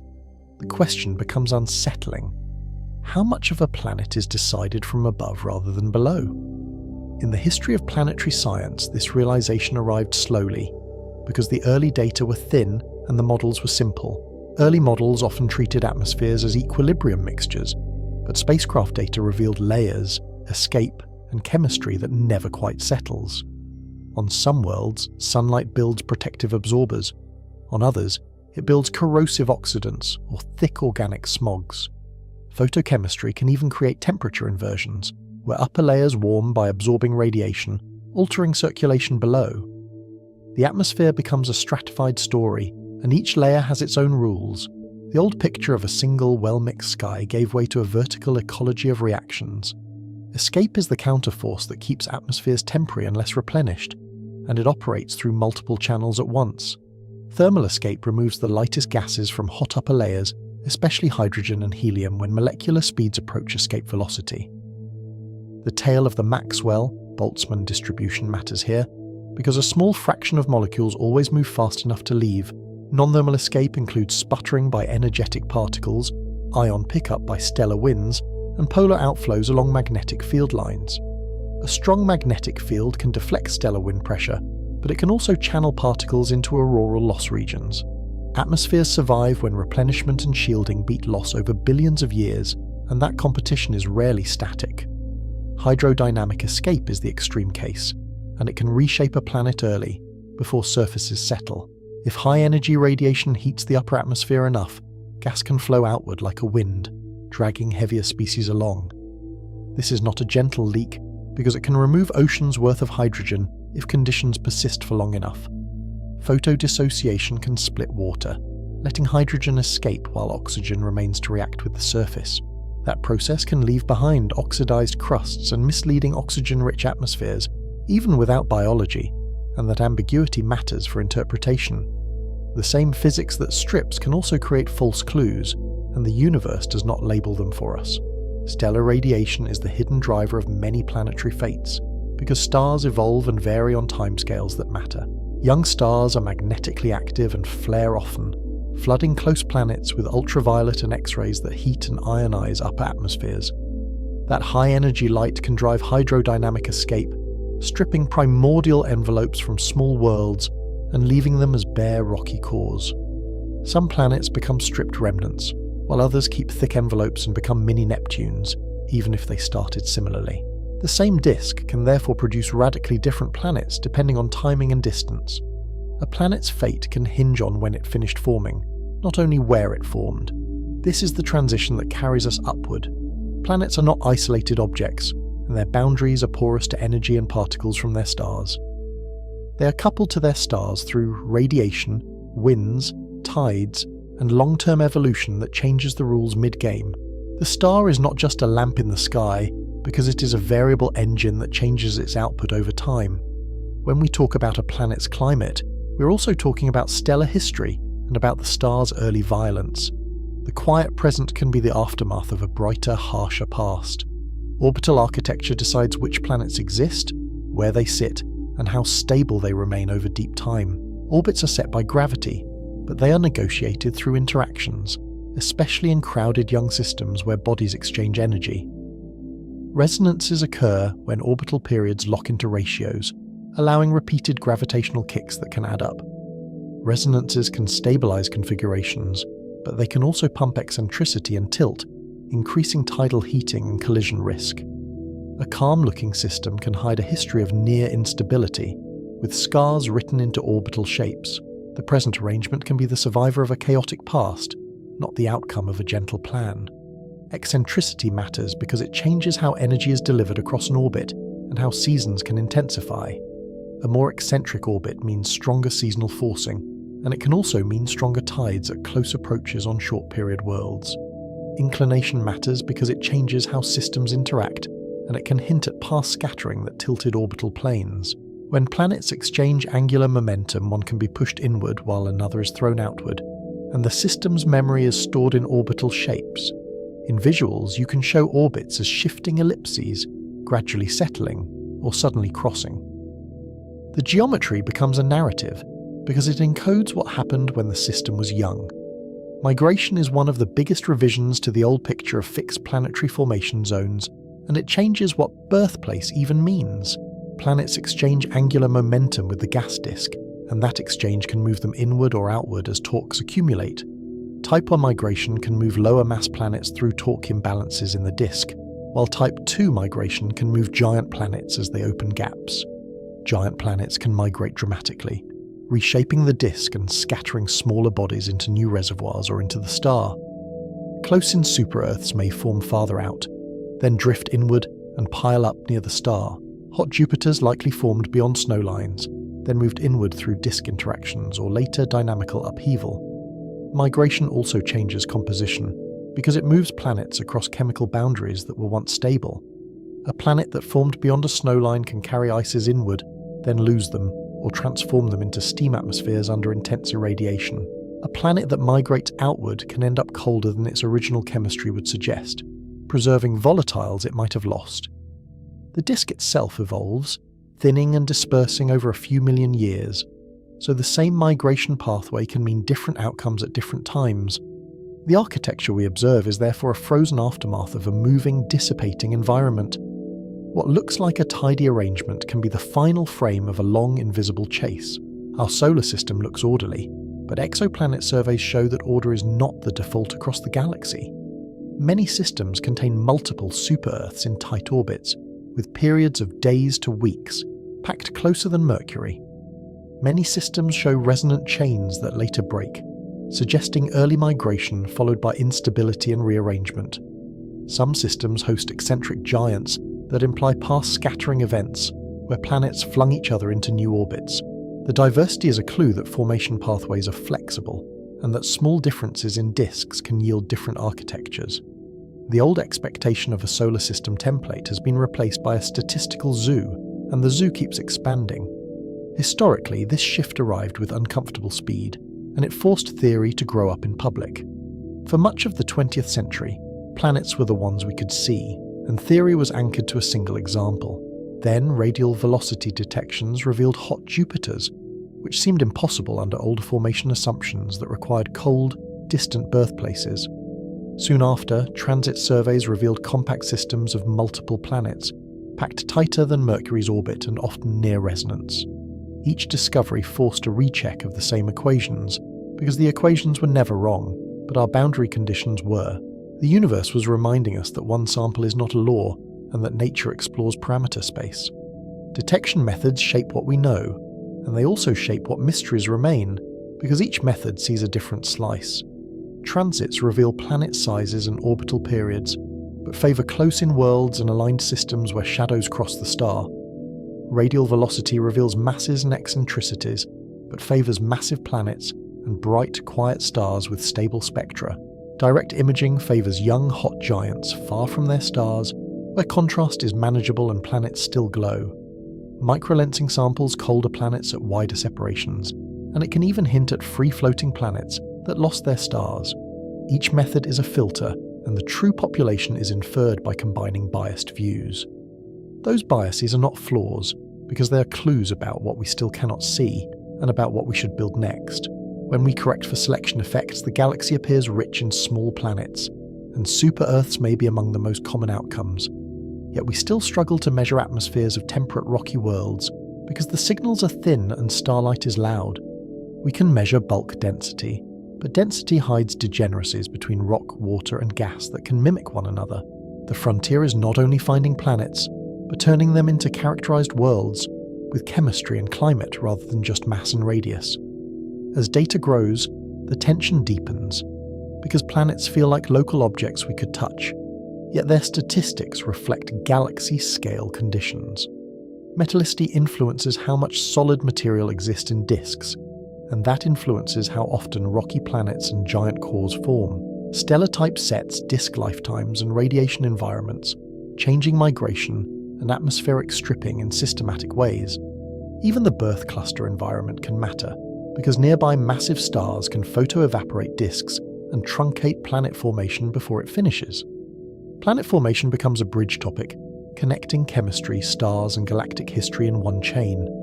The planet underfoot is therefore linked to events that happened in crowded nurseries. Habitability enters here as a scale-dependent concept, not a promise, and not a simple label. A planet's surface temperature depends on stellar flux, albedo, and greenhouse strength, which together set energy balance. The classic habitable zone marks where liquid water could exist on a surface, but it is only a first approximation. Atmospheric composition can widen or narrow that zone, and clouds can cool or warm depending on particle properties and circulation. Habitability is therefore not a ring in space. It is a system state, and system states can shift. Energy balance is simple in equation form, yet complex in practice, because every term is coupled to another. Incoming starlight depends on distance and stellar spectrum, while outgoing thermal radiation depends on atmospheric capacity and temperature structure. Rotation rate and obliquity shape circulation, redistributing heat from day to night and equator to pole, and changing where clouds form. On tidally locked worlds, the day side can bake while the night side freezes, unless the atmosphere transports enough energy. The question becomes practical. What combinations of air, water, and circulation keep a world from collapsing into extremes? And if collapse happens, can it be reversed? Or does the planet remember it for eons? Liquid water is emphasized because it is an effective solvent with rich phase behavior. But it is not the only possible medium. Water's high heat capacity buffers climates, and its phase changes move energy through latent heat that powers storms and circulation. Water also expands when it freezes, which can fracture rock and accelerate weathering, feeding back into atmospheric chemistry. Yet water can be locked as ice, hidden under crusts, or lost to space through photodissociation and hydrogen escape. A planet can sit in the right irradiation range and still be dry, frozen, or airless. The visible orbit can be right, while the invisible inventory is wrong. The presence of water is also a question of delivery and retention, and those are not guaranteed by formation alone. Some water may arrive early, trapped in hydrated minerals or icy planetesimals, while some may be lost during giant impacts that heat and eject volatiles. If a planet forms too hot, water may never condense, and if it forms too small, it may never keep an atmosphere long enough for stable oceans. Even when water is present, it can be sequestered into the mantle, or locked into high-pressure ice phases deep beneath oceans. The word ocean can mean many things, and not all of them touch rock. Some oceans are sealed away, chemically isolated, and still thermally alive. Tidal heating complicates the map, because it adds internal energy independent of starlight and can persist through resonance. Moons and planets in resonances can flex continuously, turning orbital energy into heat as the interior dissipates strain. This can maintain subsurface oceans beneath ice shells, even far from the star, where sunlight is weak and the surface is frozen. It can also drive volcanism that resurfaces worlds and outgasses atmospheres, changing albedo and greenhouse strength in cycles. Habitability can therefore exist in shadowed places, powered by gravity rather than sunlight. The habitable zone becomes less like a ring and more like a set of conditional pathways, each with its own failure modes. Energy sources define possible chemistry, and chemistry defines what environments can persist long enough to matter. Sunlight can drive photochemistry and surface cycles, but it can also sterilize exposed surfaces without shielding or protective atmospheres. Internal heat can drive hydrothermal systems, and those systems can maintain chemical gradients for long periods in darkness. Yet internal heat can also create runaway volcanism and thick, choking atmospheres, pushing a planet into extreme greenhouse states. The mysterious point is that the same physics can support both stability and catastrophe, depending on parameters that shift with time. A planet can cross thresholds, and the crossing can be irreversible on human timescales. We should keep the tone cautious because the word habitable can smuggle in certainty where only constraints exist. Life is a possibility that emerges from constraints, not a conclusion that follows from water alone. A planet can be chemically rich and still lifeless, or biologically active and hard to detect through distant measurements. Biosignatures can be ambiguous because geology and photochemistry can mimic them, producing oxygen, methane, or hazes through non-biological pathways. The universe does not give simple answers at this scale. It gives competing pathways, and it asks us to discriminate with limited light. That ambiguity invites a deeper question about what we mean by evidence and what we are willing to infer.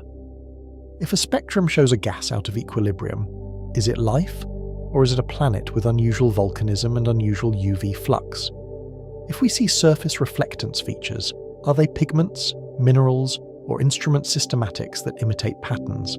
Even on Earth, life and geology are intertwined, so separating them at interstellar distance is a demanding inference problem.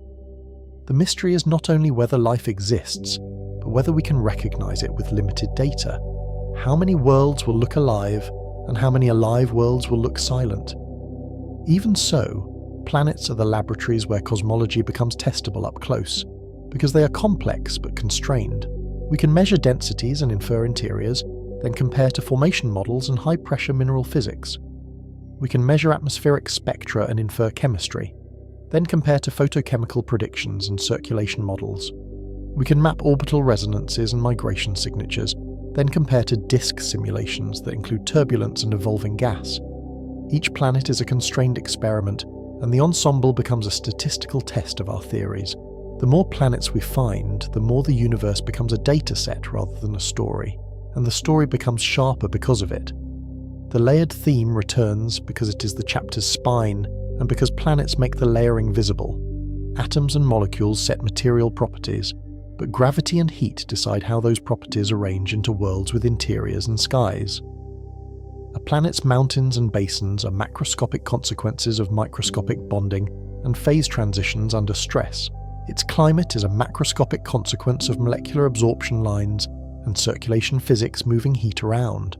Its magnetic field is a macroscopic consequence of conductive fluids and rotation, sustained by cooling and crystallization. The same laws keep reappearing, but the dominant terms change with scale. The planet is where the handoff between micro and macro becomes visible, and where the equations become scenery. A brief cameo belongs to dark matter because even planets live inside a larger gravitational context they never directly touch. Dark matter does not clump into planets, because it does not cool and collide the way ordinary matter does, so it cannot shed energy into disks. Yet its gravity shapes galaxies and stabilizes rotation curves, setting the deep potential wells where gas collects and persists. That galactic structure controls where gas clouds form, how often stars ignite, and how enriched disks become with heavy elements. In that indirect way, dark matter helps set the environments where planet-forming disks appear. The local story of a planet is therefore nested inside an unseen mass distribution, like a stage built on hidden scaffolding. This cameo also foreshadows the higher levels, where gravity's large-scale behavior becomes the main plot rather than background. At level 4, dark matter is background influence, not local material, and it never becomes the ground beneath our feet. Yet its presence reminds us that what we can touch is not the whole mass budget, even in our neighborhood. The universe keeps hidden scaffolding behind visible stages, and planets are built on that scaffolding without ever incorporating it. The ordinary matter that makes landscapes is only a fraction of what holds the galaxy together. The chapter's tension resolves into a bridge, because planets are both outcomes and records. Planets are stages where physics performs in slow motion, but the stage is built by cosmic history that began long before the star lit up.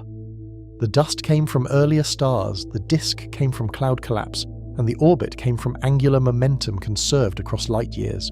A planet's present is therefore a compressed record of processes spanning many scales, from nuclear synthesis to turbulent gas flow. When we hold the idea of a planet in mind, we are holding a timeline as much as an object. The ground is a memory, and the sky is an ongoing experiment. Then comes the problem that refuses to stay quiet. If planets are the laboratories of nearby physics, what powers the engines they orbit, and what new elements do those engines create? Planets circle stars, and stars are where matter turns into light and new nuclei through fusion. The next level is not a place, because you cannot stand on it, and you cannot watch it directly without filters. It is a furnace, governed by pressure, fusion, and the balance between collapse and radiation. The same gravity that built planets also compresses stellar cores until quantum rules decide what burns. This is the transition that carries us upward. We leave the worlds that record history and move to the stars that manufacture it.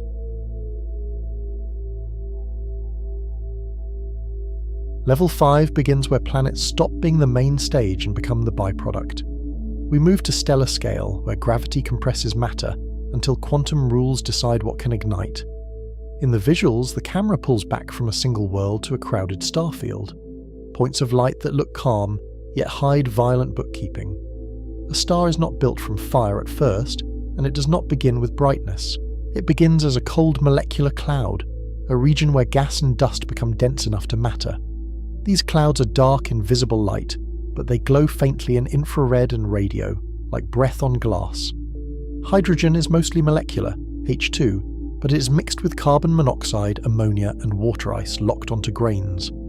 Dust is only a small fraction of the mass, yet it controls the physics by blocking starlight and enabling cooling. Inside a giant molecular cloud, nothing is perfectly still. Turbulence stirs the gas in supersonic flows. Magnetic fields thread through it like tensioned wires, and shock fronts ripple outward from earlier supernovae.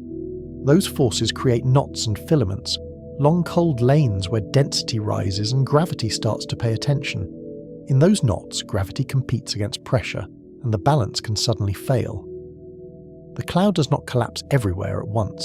It chooses locations where conditions quietly cross a threshold. Jean's instability is the tipping condition, and it is a precise one. When a region's mass and density make gravity stronger than the internal pressure support, collapse accelerates. The gene's mass depends on temperature and density, so colder gas can collapse at lower mass. Cooling matters because heat is pressure, and radiative cooling lets collapse continue rather than stall. Molecular line emission carries energy away in discrete frequencies, while dust emission radiates a smoother infrared glow.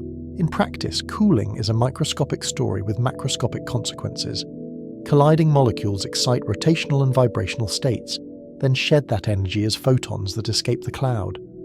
Dust grains absorb radiation and re-radiate it at longer wavelengths, where the cloud is more transparent.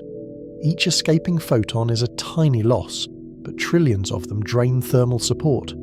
As cooling proceeds, the cloud fragments into many collapsing seeds, rather than one monolithic object. Fragmentation sets the initial mass function, which later decides what kinds of stars exist. The initial mass function is not just statistics, and it is not an afterthought. It is the universe's way of distributing its stellar investments, making many low-mass stars and fewer high-mass ones. Low-mass stars live long and burn slowly, while massive stars live fast and die loudly. The balance between them shapes a galaxy's light, its chemical enrichment, and even how quickly it can build rocky planets. When we look at a galaxy, we are seeing the sum of that distribution across time. Collapse is not a clean fall inward, because angular momentum is never exactly zero. Even a slight initial rotation becomes dramatic as the cloud contracts, since conservation of angular momentum forces the spin rate upward. The infalling gas begins to orbit rather than plunge, and rotation creates a disk because matter cannot fall straight in without shedding angular momentum. In the imagery, a dark core brightens at its center, while a thin, rotating plane forms like a record around a spindle. The result is a protostar surrounded by a flattened accretion disk, nested inside an envelope still feeding it. That disk is not a decorative ring, and it is not merely leftover material. It is the mechanism that allows mass to reach the forming star while angular momentum is redistributed outward. Magnetic fields can couple the disk to outflows, launching jets that carry angular momentum away. Those jets carve narrow cavities through the envelope, making bipolar shapes that stand out in infrared images. The system is messy, dynamic, and loud in radio wavelengths, even when it looks quiet to the eye. This disk is the bridge back to molecules and planets, and it is also a chemical laboratory. Dust grains and ices inherited from clouds survive in colder regions and are processed in warmer regions near the protostar. As the disk heats, ices sublimate, releasing volatiles into gas that can react and refreeze farther out. Gas and solids drift, collide, and concentrate, repeating the planet-building story from level 4. Solar systems are not separate from star formation. They are the leftover architecture of the same collapse. A protostar is powered before fusion begins, and that fact is easy to miss. Gravitational potential energy converts into heat as material falls inward and compresses. Accretion shocks form where infalling gas hits the surface or inner disk, turning motion into thermal radiation. Contraction also releases energy, a slow gravitational settling that brightens the object even without nuclear reactions. The protostar's temperature rises as density rises, and the interior becomes a plasma. Plasma changes the rules of transport because charged particles do not behave like neutral gas. Electrons and ions move collectively, and opacity becomes a property of charged interactions rather than neutral chemistry. Photons scatter off free electrons, and they are absorbed and re-emitted by ions in countless transitions. Radiation struggles to escape because photons scatter, again and again, turning the interior into a dense fog of light. The star's interior becomes a slow leak of energy, and that leak sets the star's structure. At this stage, the forming star is also negotiating with its surroundings. Radiation pressure and stellar winds begin to push back on the infalling envelope, and magnetic activity can drive strong outflows. In massive protostars, the feedback is intense enough to reshape the entire region, clearing cavities and compressing nearby gas. In lower mass protostars, the process is gentler, but still decisive for disk lifetime. A star's birth is not only accumulation, it is also the gradual shutting of the door. Fusion is the next threshold, and it is not intuitive. Protons repel each other electrically, so classical physics predicts they should never touch at stellar temperatures. Even at tens of millions of Kelvin, the typical proton energy is far below what would be needed to overcome the Coulomb barrier. Yet stars do ignite, because quantum mechanics allows tunneling through that barrier. The wave nature of particles gives a non-zero probability of close approach, even when energy seems insufficient. Tunneling is a reminder that probability can be destiny at large scales. In a stellar core, the number of protons is so enormous that even extremely rare events happen continuously. A single fusion reaction is unlikely, but a core contains on the order of 1056 particles, and time never stops. The temperature sets the distribution of particle energies, and the high-energy tail matters disproportionately. Fusion rates depend sensitively on temperature, which is why small changes in core conditions can transform a star's life. The proton chain dominates in lower mass stars like the Sun, where core temperatures are relatively modest. Two protons fuse into deuterium through a weak interaction step, turning one proton into a neutron. That weak step is slow, and its slowness is a kind of cosmic mercy. It is why the Sun burns steadily for billions of years instead of detonating quickly. Subsequent reactions build helium-4 and release energy in gamma rays, positrons, and neutrinos. Those gamma rays do not simply stream out as the sunlight we see. They're absorbed and re-emitted many times, gradually degrading into lower energy photons as they random walk outward. Positrons annihilate with electrons, adding more photons to the internal radiation field. Neutrinos, by contrast, barely notice the surrounding matter and escape almost immediately. In the visual cutaway, the core is a bright churning sphere, while ghostly neutrino paths pass straight through it. The CNO cycle dominates in hotter, more massive stars, where core temperatures rise enough to change the reaction pathway.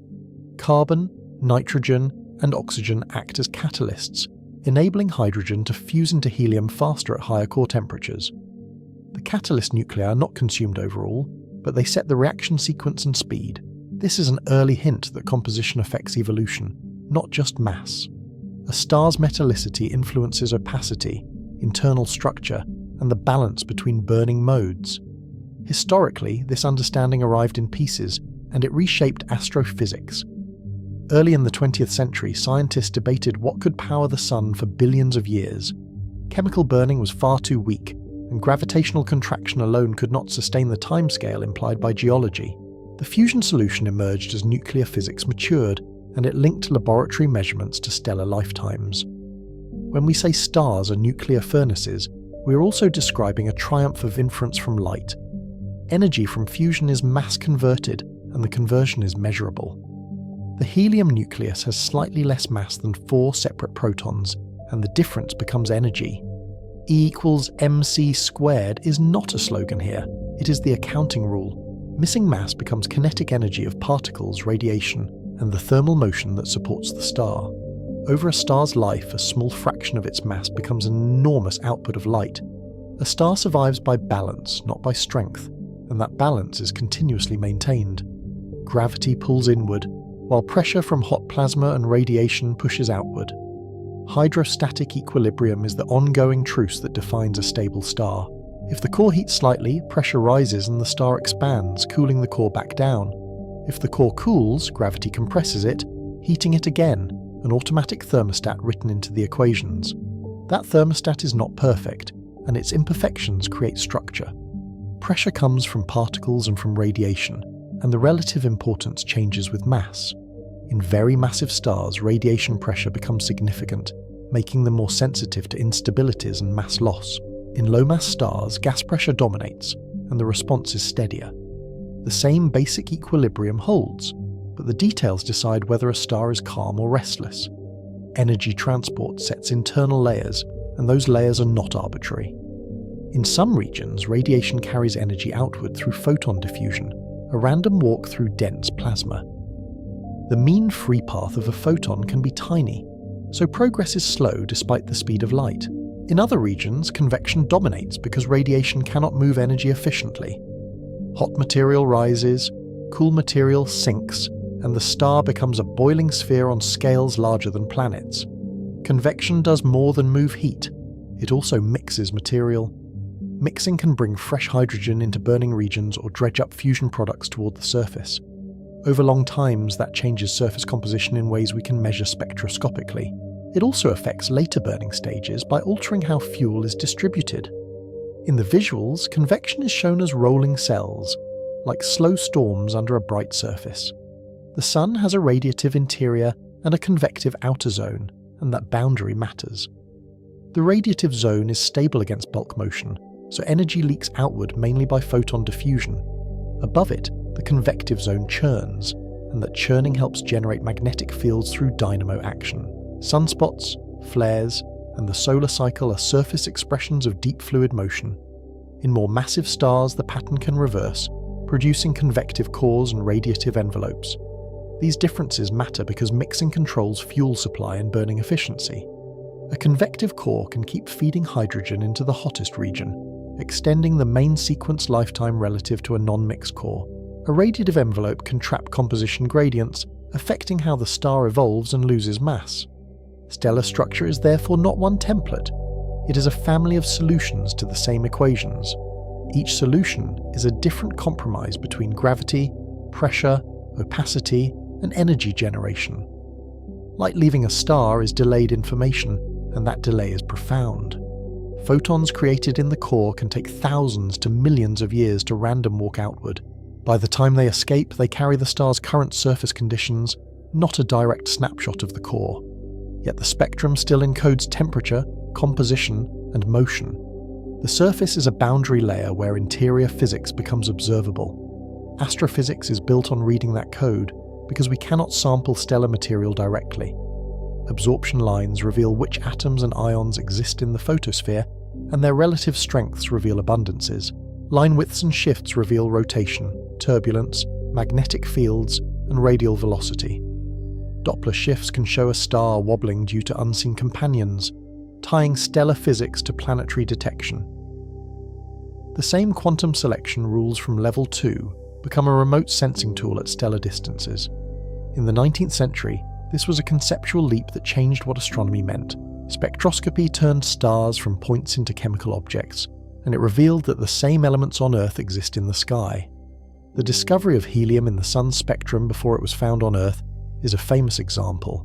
It suggested that laboratories and telescopes were reading the same physical laws. That unity is one of the quiet themes of level 5. Neutrinos add a second channel of information, and they are almost the opposite of light. They escape the core almost immediately because they interact weakly with matter. Solar neutrino measurements test fusion models directly, and they once revealed missing physics in neutrino oscillations. The neutrino problem was not solved by changing the Sun, but by changing our understanding of neutrinos themselves. Even here, the central question returns. The same laws produce both predictable spectra and quantum surprises. This is the first major lesson of level 5. Stars look like simple points, yet they are regulated machines where gravity, quantum tunneling, and radiative transport co-author stability. Their steadiness is not a given. It is an emergent compromise maintained every second. When we watch a star, we are watching a balance that could, under different conditions, tip into catastrophe. Stellar evolution is mostly a story of mass, because mass sets the core's pressure and temperature. Higher mass means higher central temperature, faster reaction rates, and a much brighter output. The mass-luminosity relation is steep, so a small increase in mass can mean a large increase in luminosity. That brightness is paid for with fuel, and the fuel runs out sooner. The universe's stellar population therefore spans many timescales, from millions to trillions of years. A low-mass red dwarf can burn so slowly that it outlives the current age of the universe. A massive star can exhaust its core hydrogen in a few million years, barely enough time to shape its surroundings. This diversity means that a galaxy is never in one evolutionary state. Old stars and young stars coexist, and their combined light is a layered history. When we see a spiral arm bright with blue stars, we are seeing the short-lived end of the distribution. When core hydrogen runs low, equilibrium breaks in a controlled way. Fusion pressure drops, gravity wins briefly, and the core contracts and heats. Hydrogen burning moves to a shell around the core, and the outer layers expand.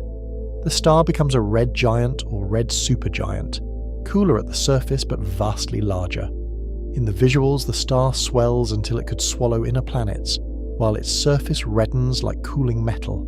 The expansion is not only geometric, it changes the star's atmosphere and winds. The outer envelope becomes loosely bound, and pulsations can develop as layers alternately expand and contract. Opacity changes with temperature, and ionization zones can trap heat, driving rhythmic variability. The star's spectrum shifts, and its luminosity can rise even as its surface temperature falls. A red giant is a star rearranging itself to keep burning. Low and intermediate mass stars ignite helium in the core once temperatures rise enough. Helium fusion proceeds through the triple alpha process, where 3 helium nuclei build carbon. The first step forms unstable beryllium-8, which normally decays in a fraction of a second. In a dense core, a third helium can collide in time, creating carbon-12 and releasing energy. Some carbon captures another helium to form oxygen, shaping the chemical output of these stars. In some stars, helium ignition can be sudden, a helium flash, because degenerate cores respond differently to heating. Degeneracy pressure supports the core without requiring high temperature, so the core can become very dense before helium starts burning. When fusion finally ignites, the temperature rises rapidly, but the pressure does not expand in the usual way. The result is a brief runaway that ends only when degeneracy is lifted and the core can expand. The event is hidden inside the star, but it changes the evolutionary track. Degeneracy pressure is quantum mechanics acting at macroscopic scale, and it is one of the level's most striking bridges. When electrons are squeezed into a small volume, the Pauli exclusion principle resists further compression. This pressure does not depend on temperature, so it can support a core even as it cools. It is the same exclusion rule that gave atoms size, now holding up stellar remnants. The star is no longer supported by heat alone, but by the structure of quantum states.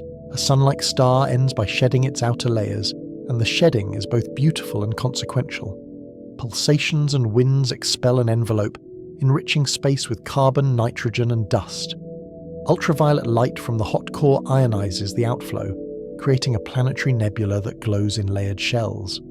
The name is historical, from early telescopes that saw planet-like disks, but the phenomenon is stellar. The remaining core becomes a white dwarf, supported by electron degeneracy pressure. A white dwarf is small, dense, and steadily fading. Its mass is comparable to the Sun's, but its radius is closer to Earth's, so gravity at its surface is intense. With no fusion, it shines by residual heat, cooling slowly over billions of years. Crystallization can occur in its interior as it cools, turning parts of it into a solid lattice. In the long future, white dwarfs become dark embers, but they remain as records of earlier nuclear burning. More massive stars continue burning heavier fuels because their cores can reach higher temperatures. After helium, they can burn carbon, neon, oxygen, and silicon in successive stages. Each stage requires higher temperatures and proceeds faster, because the star must maintain pressure against stronger gravity. The burning becomes layered, like an onion, with different fusion shells stacked outward. The final product of core fusion is iron group nuclei, because iron has near maximum binding energy per nucleon. The timescales compress dramatically near the end. Hydrogen burning can last millions or billions of years depending on mass. Helium burning is shorter, and advanced burning stages can last years, days, or even hours. The star is racing through increasingly expensive reactions, paying more to get less energy. This acceleration is a warning that the core is approaching a limit. The star's structure becomes precarious, even if its surface still looks serene. Iron is the wall, and it is a wall built by nuclear physics. Fusing iron does not release energy, so the core can no longer pay for pressure support. When an iron core grows too massive, it collapses catastrophically. Electrons and protons combine into neutrons, and neutrinos flood outward. The collapse can proceed at a significant fraction of light speed, and the core's density rises toward that of atomic nuclei. Core collapse triggers a supernova, but the mechanism is complex and still studied in detail. The inner core stiffens at nuclear density and rebounds, launching a shock wave. That shock initially stalls as it loses energy, breaking apart nuclei and pushing against infalling material. Neutrino heating and turbulent instabilities can revive the shock, driving an explosion that ejects the star's outer layers. In the visuals, the star's surface tears open, and a bright shock front expands into space. The explosion releases more energy in seconds than the Sun emits in its entire lifetime, though most of it leaves as neutrinos. The visible light is a smaller fraction, but it can outshine an entire galaxy for a brief time. Radioactive decay of newly formed isotopes such as nickel-56 can power the light curve as the debris expands. The remnant forms a glowing shell, threaded with filaments and knots where density was uneven. A supernova is both a blast and a chemical dispersal event. Supernovae are not only endings, they are the main recycling mechanism for galaxies. They blast heavy elements into the interstellar medium, mixing them into future molecular clouds. Shock waves compress nearby gas, sometimes triggering new star formation in adjacent regions. The same event that destroys a star can see the next generation. In a wide shot, you can imagine a galaxy as a slow, continuous exchange between collapse and explosion. Element creation is the chapter's chemical spine, and it ties stellar life to planetary matter. Big Bang nucleosynthesis made mostly hydrogen and helium, with traces of lithium. Stars manufacture many of the rest through stellar nucleosynthesis. In their cores, fusion builds helium, carbon, oxygen, and onward up to iron in massive stars. Each step depends on temperature, density, and the availability of nuclei that can react. The details matter because chemistry is destiny for planets. Carbon and oxygen set the baseline for organic molecules and water. Silicon, magnesium, and iron set the mineralogy of rocks and the structure of planetary interiors. Nitrogen and sulfur influence atmospheres and geochemical cycles. When a star enriches its surroundings, it is not merely adding metals, it is changing what future worlds can be made of. Beyond iron, heavier elements require different pathways, because fusion becomes energetically unfavourable. Neutron capture can build heavy nuclei without needing to overcome large Coulomb barriers, since neutrons carry no electric charge. Slow neutron capture, the S process, occurs in evolved stars where neutron flux is moderate. It builds elements like strontium, barium, and lead over long times. The nuclei step upward along the chart of Euclides, with beta decays converting neutrons into protons. Rapid neutron capture, the R process, requires extreme neutron densities and short timescales.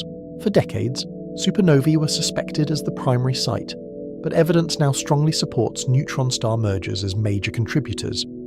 In a merger, neutron-rich matter is ejected, and nuclei capture neutrons faster than they can decay. The result is gold, platinum, uranium, and many of the heaviest elements. In the visuals, two compact stars spiral together, and a faint expanding glow marks the ejected material. This is not a side detail because it reframes what ordinary matter means.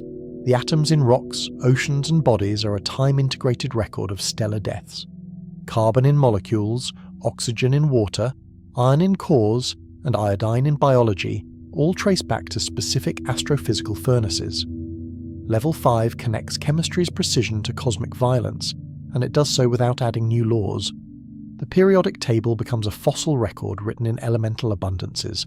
Supernova remnants mix with cold gas and dust, changing what future disks can build. Metallicity rises over cosmic time as generations of stars enrich their surroundings. Early galaxies had fewer heavy elements, so early planet formation was chemically constrained. Dust abundance was lower, cooling was different, and building rocky planets was less efficient. Later galaxies become more capable of building rocky planets and complex chemistry, because the periodic table becomes more populated. Solar systems are therefore second or third generation outcomes assembled from pre-processed material. Our Sun likely formed from gas enriched by many earlier supernovae and winds. Meteorites preserve isotopic anomalies that hint at nearby stellar events before and during solar system formation. Short-lived radionuclides suggest a recent injection from a massive star, linking our origin to a crowded stellar nursery. The solar system carries signatures of neighbours it never met directly. Star formation also sets the architecture of planetary systems, because the star controls the disk's environment. Disk mass and lifetime depend on stellar mass, luminosity, and magnetic activity. High-energy ultraviolet and X-rays can photo-evaporate disks, shortening the time available for planet growth. Stellar winds and magnetic fields shape disk chemistry and ionization, influencing turbulence and migration. The star is not simply a central mass, it is an active boundary condition. Disk ionization matters because it affects how well magnetic fields couple to the gas. Where coupling is strong, magnetically driven turbulence can transport angular momentum and allow accretion. Where coupling is weak, calmer dead zones can form, changing how solids settle and concentrate. That in turn influences where planetesimals form and how quickly cores can grow. The same plasma physics that shapes stellar interiors echoes in the disk's behavior. Stellar variability becomes a long-term condition for planets, especially early on. Young stars flare frequently, bathing close-in worlds in energetic particles and radiation. That activity can strip atmospheres, alter surface chemistry, and drive photochemical hazes. It can also create prebiotic molecules in some contexts, while destroying them in others. The star is not a steady lamp. It is a changing engine that can rewrite planetary environments. Even mature stars are not perfectly constant, and their cycles matter. Magnetic activity can modulate ultraviolet output, which controls upper atmosphere heating and escape. Stellar winds can erode atmospheres over geological time, especially for planets without strong magnetic fields. The habitable zone is not only about distance and temperature, but also about long-term stability. A planet's fate is partly written by the star's temperament.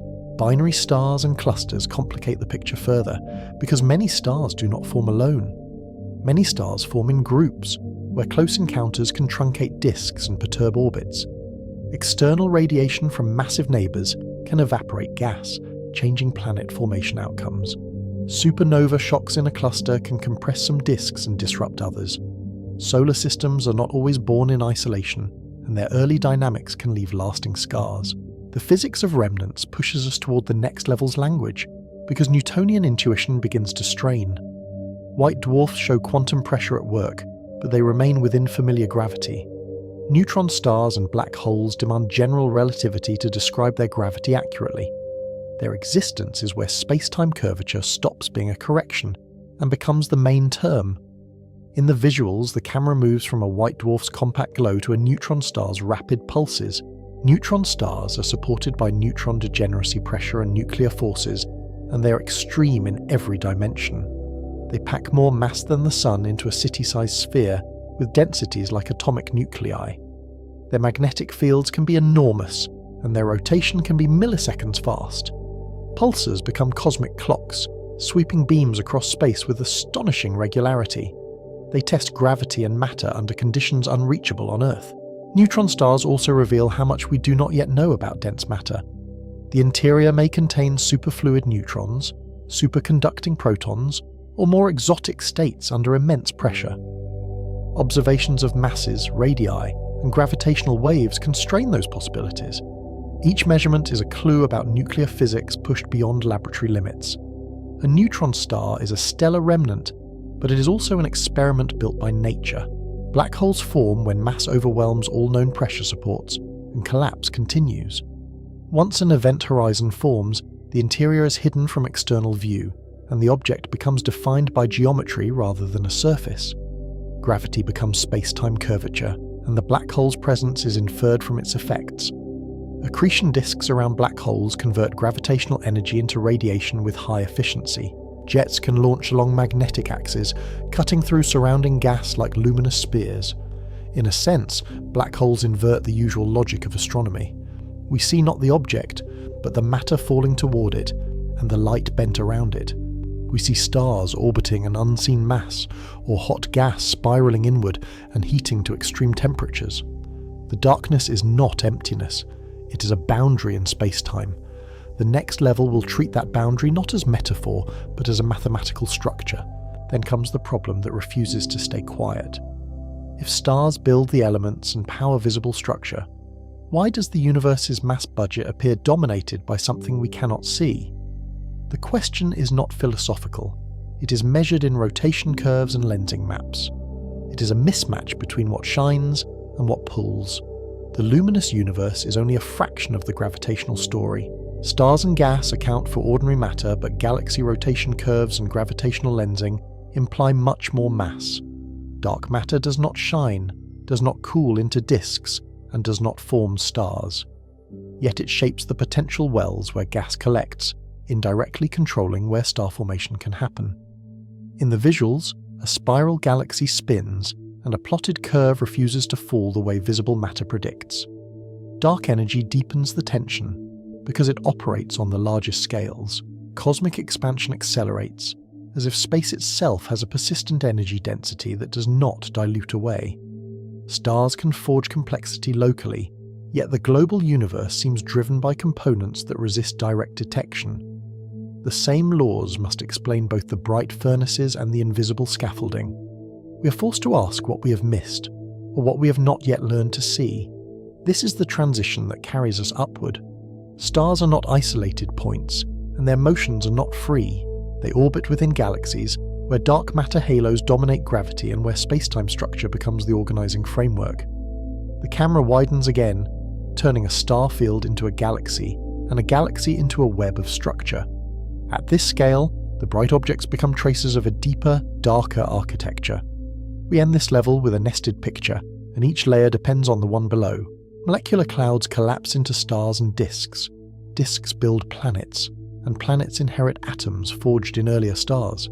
Yet every star is also a tracer particle, in a larger gravitational field it cannot escape. The hierarchy continues upward, and the next level asks how galaxies and invisible matter shape the universe's largest patterns. The mystery remains intact, but the path forward is now visible.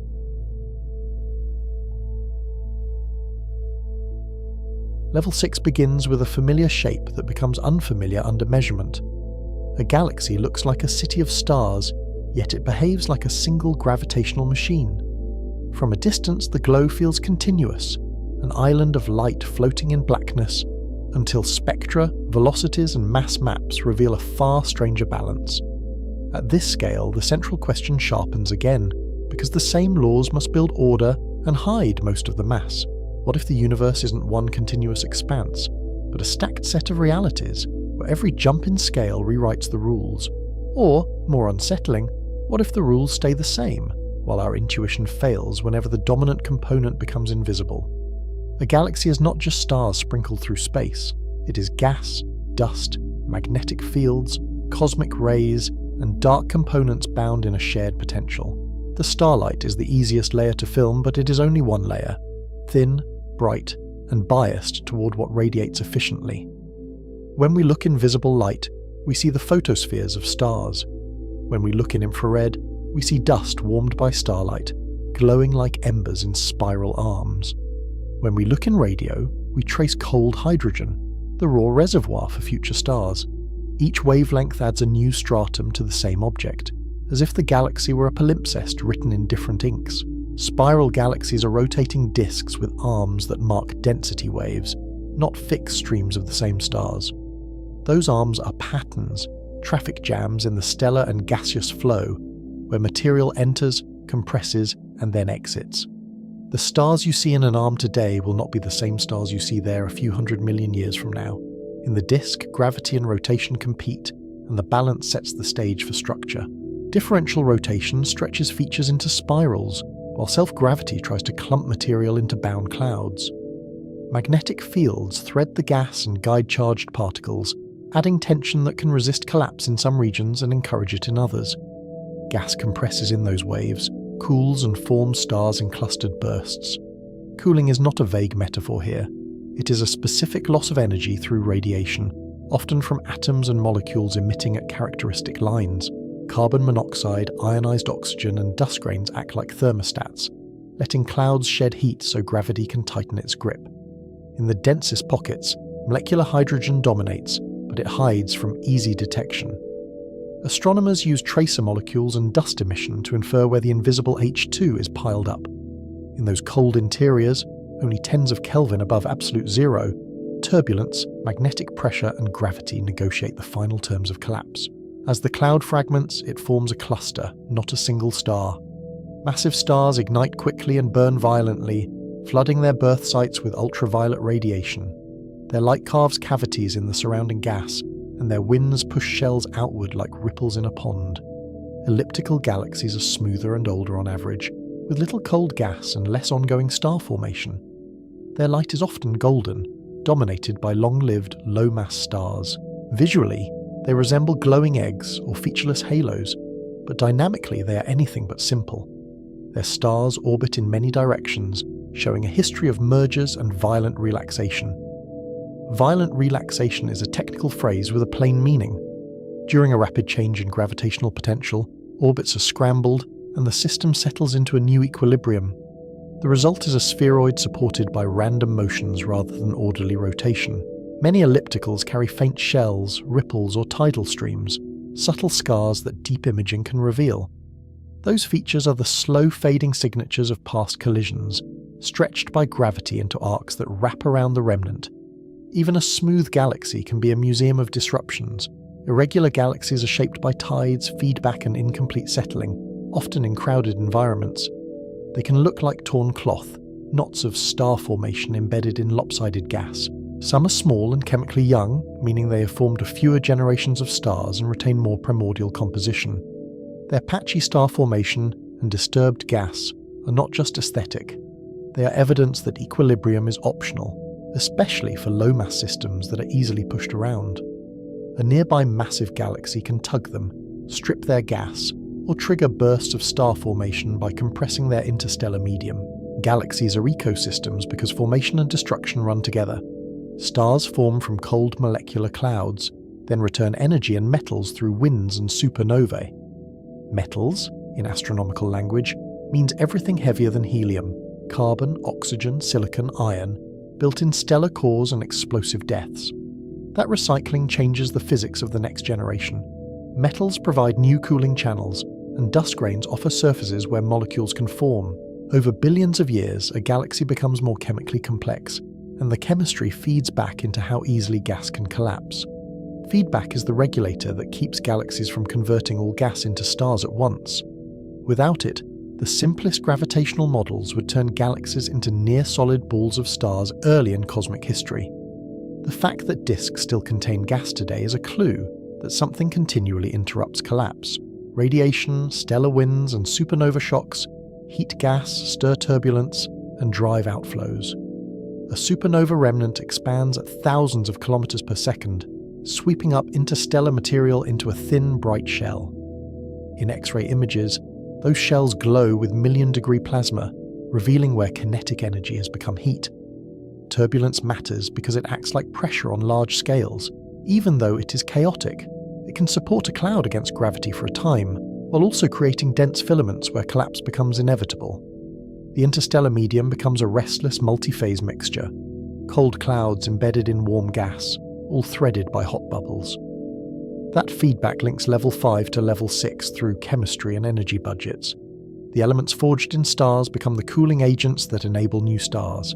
The same nuclear processes that power a star's light also seed the next cycle, with the ingredients for planets, atmospheres, and eventually, biology. Star formation histories differ because galaxies live in different gravitational and environmental contexts. Some build steadily, some burst, and some quench and fade. A galaxy's mass sets the depth of its potential well, which sets how easily it can hold onto gas when feedback tries to expel it. Environment adds another layer of control. In isolation, a galaxy can slowly accrete gas from its surroundings, replenishing its fuel. In a dense group or cluster, that supply can be cut off, and interactions can shake, strip, or compress the gas in ways that rewrite the timeline. Quenching is not a single mechanism, and it is not always permanent. Gas can be exhausted, heated, stripped by environment, or prevented from cooling by central engines. In clusters, ram pressure from hot intracluster gas can peel a galaxy's cold gas away, leaving a trailing wake like a comet tail. In other cases, quenching is quieter. A galaxy can simply stop receiving fresh gas from its halo, a process sometimes called strangulation, and then star formation declines as the remaining reservoir is consumed. The end state can look calm, but it is the result of long, invisible bookkeeping. Then comes the problem that refuses to stay quiet. When we weigh galaxies by their light, the numbers do not match their motions. This is where the documentary's tone shifts from ecology to evidence, because the discrepancy is not subtle, it is structural. The idea has a history, and it arrived in stages. In the 1930s, Fritz Zwicky studied the Coma cluster and found galaxies moving too fast for the visible mass. Decades later, Vera Rubin and colleagues mapped rotation curves of spiral galaxies, turning a cluster-scale suspicion into a galactic-scale measurement. In a rotating disk, Newtonian intuition predicts orbital speeds should decline with distance, once most mass is inside the orbit. The outer regions should behave like planets around the Sun, where gravity weakens with distance. Instead, rotation curves stay flat far beyond the bright stellar disk. The measurement is concrete. Spectral lines shift slightly due to the Doppler effect, telling us how fast gas and stars move toward or away from us. By mapping those shifts across a galaxy's face, we reconstruct its rotation. The surprise is that the curve does not fall where the light fades. The outer stars move too fast to be held by visible matter alone. Either gravity changes on these scales, or unseen mass dominates the potential. The documentary does not need to choose a philosophical preference here, it needs to show how the inference is built. The simplest inference is extra matter that does not emit or absorb much light. We call it dark matter because it is invisible to electromagnetic telescopes. Dark does not mean rare or ghostly. It means it does not couple strongly to photons, which are our usual messengers. Dark matter is not a synonym for emptiness, and it is not a placeholder for ignorance alone. It is a measured gravitational presence inferred repeatedly by independent methods. If it were merely a mistake in one technique, it would not reappear in lensing, in clusters, and in the early universe. An accessible rule of thumb stays consistent across observations. Dark matter interacts gravitationally, but it barely interacts electromagnetically, so it does not glow. That single property explains a great deal. It does not radiate away energy, it does not form stars, and it does not make thin, bright structures. Because it does not radiate efficiently, dark matter cannot cool into thin disks like gas. It remains in extended halos that surround galaxies and dominate their mass. In simulations, those halos form first, collapsing from tiny early fluctuations into clumps and filaments that later guide ordinary matter. Those halos set the stage where ordinary matter collects, cools, and forms the luminous structures we can photograph. The bright galaxy is a tracer embedded in a darker scaffold. Visually, it is like seeing frost patterns on a window while the glass itself, the structure holding the pattern, remains unseen. The halo is not just a static container. Its density profile shapes the galaxy's rotation curve, and its mergers help drive the galaxy's own growth. When small halos fall into larger ones, they can bring gas, stars, and even their own black holes, adding new chapters to the system's history. Rotation curves are one line of evidence, but they are not the strongest alone. The deeper proof comes when gravity bends light itself. Here, the universe gives us a tool that feels like science fiction, yet it follows directly from general relativity. Gravitational lensing turns space-time into an observable map. A massive object warps paths of photons, distorting background galaxies into arcs and shears. The lens does not need to shine. It only needs mass, because mass tells space-time how to curve. In images, the effect can be haunting. A cluster becomes a funhouse mirror, stretching distant galaxies into thin crescents of light. Sometimes the arcs are blue, revealing young stars in the background galaxies whose light has travelled billions of years to reach us. Weak lensing measures subtle statistical distortions across large fields. It reconstructs mass distributions even where there is little or no light. The technique is careful and patient, relying on the average shapes of many galaxies to detect a coherent pattern of shear. That patience pays off because weak lensing is difficult to fake. Instrumental distortions must be calibrated, atmospheric effects must be modelled, and selection biases must be controlled. When the signal remains, it is a map of mass itself, an image made from geometry rather than glow. Strong lensing creates dramatic arcs and multiple images, letting us estimate enclosed mass precisely. The inferred mass often exceeds the luminous matter by large factors. In some systems, the same background galaxy appears in several places, each image delayed in time by a slightly different path through curved spacetime.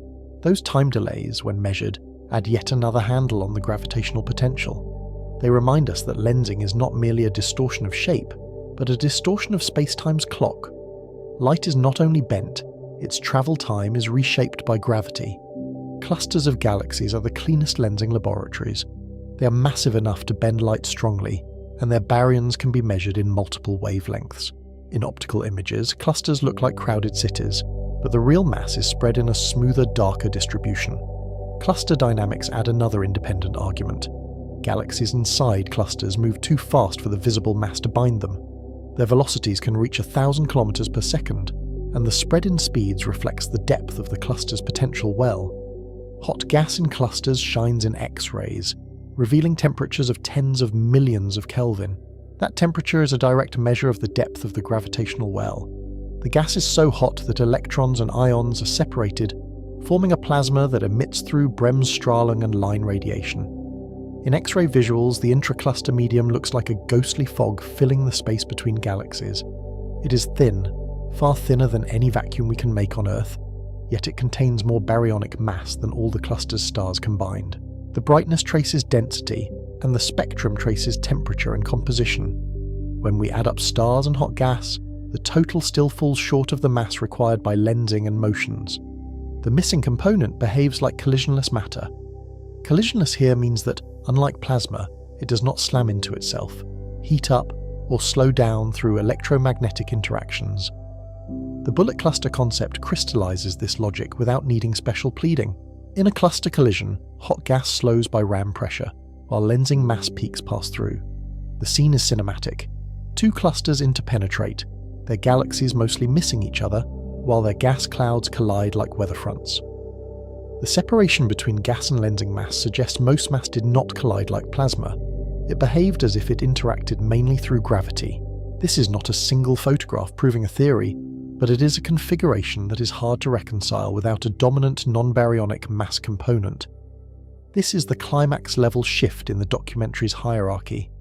The universe's largest structures are held together by something we cannot see. It is not just that we are missing a little mass, we are missing the majority of the binding mass in most systems. Cosmic microwave background data adds a third pillar, reaching back to the early universe. Tiny temperature fluctuations encode the matter content and the growth of structure. The CMB is a snapshot of the universe when it was about 380,000 years old, when electrons and protons combined and light began to travel freely. The pattern is not random static. It is a fossil record of sound waves in the early plasma, where gravity tried to compress matter and radiation pressure pushed back. Those oscillations left peaks in the CMB power spectrum, a kind of harmonic fingerprint of the cosmos. The acoustic peaks in the CMB power spectrum constrain baryon density and total matter density independently. They imply far more matter than atoms can provide. Baryons affect the relative heights of peaks, while total matter affects the angular scale and the way fluctuations grow. Big Bang nucleosynthesis agrees with the baryon fraction inferred from the CMB. Ordinary matter is a minority, even before galaxies form. The abundances of deuterium and helium measured in ancient gas act as a cross-check from an entirely different epoch. So the case for dark matter is not one anomaly. It is a converging set of measurements across time, scale, and method. Rotation curves speak from the outskirts of galaxies, lensing speaks from geometry, and the CMB speaks from the universe's first light. Yet dark matter remains a negative detection in the laboratory sense. We infer what it does, but we still do not know what it is. That gap is not a failure of imagination. It is a reminder that nature does not owe us convenient interactions. Candidates range from new particles to new sectors, but the documentary stays cautious. The mystery is productive because it shapes the map we observe. Whatever dark matter is, it must be cold enough to clump early, stable enough to persist, and quiet enough to avoid glowing in our detectors. The word cold is technical, but the idea is simple. It means the particles move slowly compared to the speed of light when structure begins to form, so they can collapse into small-scale clumps.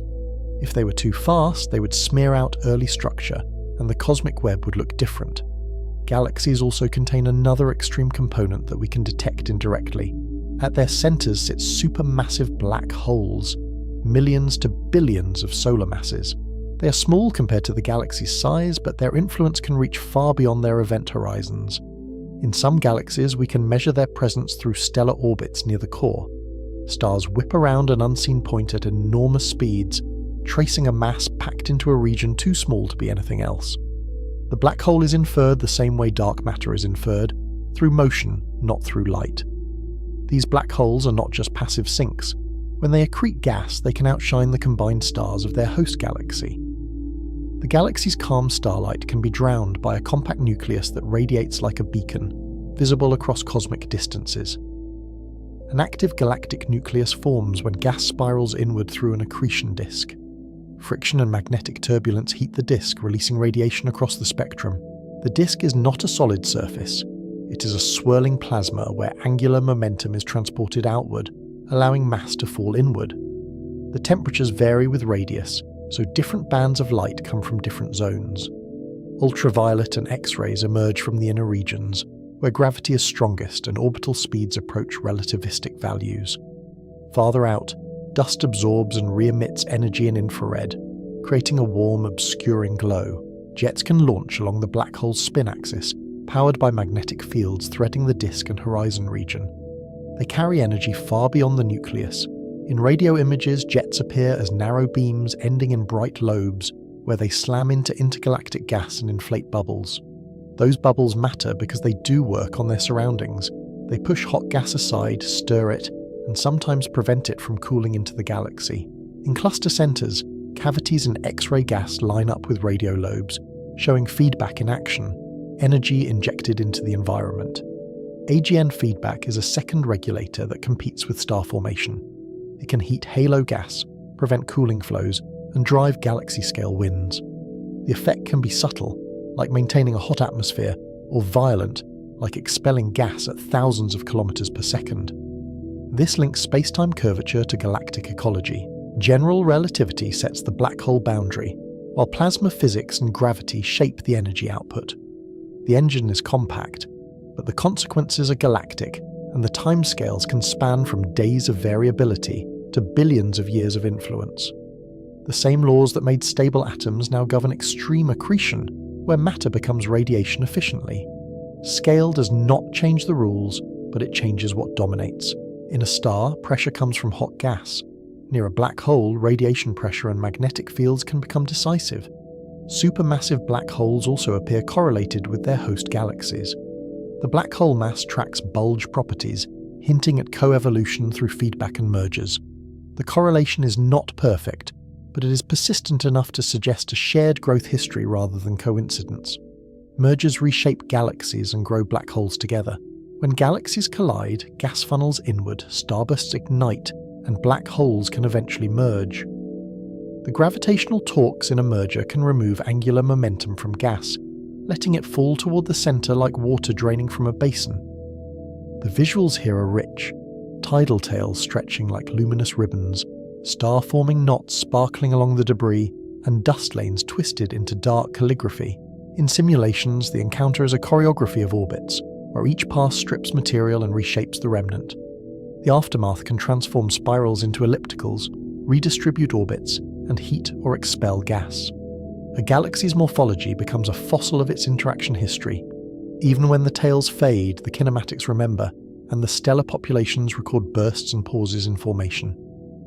Galaxy clusters push this logic to the largest bound scales. They are nodes where hundreds to thousands of galaxies share a common dark matter halo. The cluster is less like a pile of galaxies, and more like a single object with many luminous substructures embedded within it. Clusters are not quiet collections.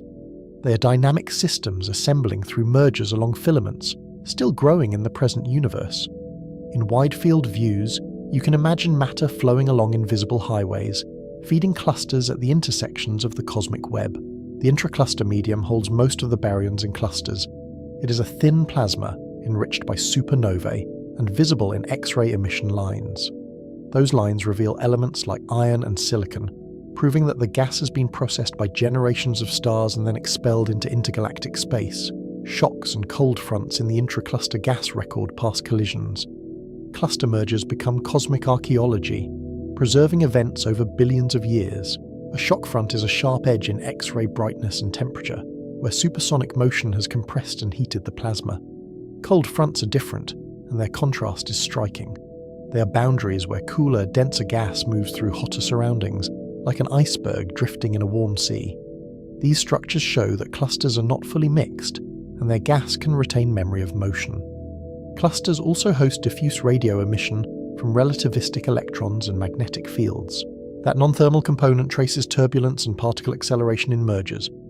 In radio maps, halos and relics appear as faint, sprawling glows, outlining regions where particles have been re-energized. When we map clusters, we see three overlapping layers. Galaxies trace stars, X-rays trace hot baryons, and lensing traces total mass dominated by dark matter. The layers do not always align, and that misalignment is itself a clue about what collides and what passes through.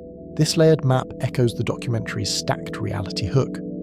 The visible layer is not the controlling layer, and the controlling layer is mostly dark. We are forced to accept a hierarchy inside a single object. Light rides on top of mass, and mass is not mostly luminous.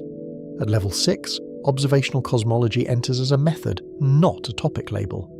We begin measuring spacetime itself through distance, redshift, and expansion. The camera pulls back, and the galaxies stop being only objects. They become markers on a stretching grid. Redshift is the stretching of light as space expands. The farther a galaxy, the more its spectral lines shift toward longer wavelengths. Those lines are precise, atomic transitions with known energies, so their displacement becomes a ruler for cosmic change. There are other redshifts too, and the distinctions matter. Motion through space produces Doppler shifts, while gravity can redshift light climbing out of a potential well. But on the larger scales, the dominant effect is the expansion of the metric itself, space changing its scale while light is in transit. Hubble, Lemaitre law links redshift to distance for nearby galaxies.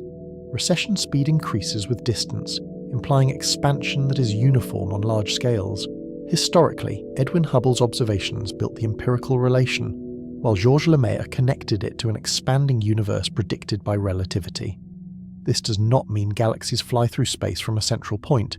It means the metric of space changes, carrying galaxies apart as the universe grows. The analogy is often a stretching fabric, but the deeper point is geometric. Distances between co-moving points increase even when the points are locally at rest. Distance measurement becomes the art of building a ladder. Parallax anchors nearby scales, standard candles and rulers extend outward, and each rung carries uncertainties. The ladder is not a single tool, but a chain of calibrations, and the chain must be checked for systematic errors.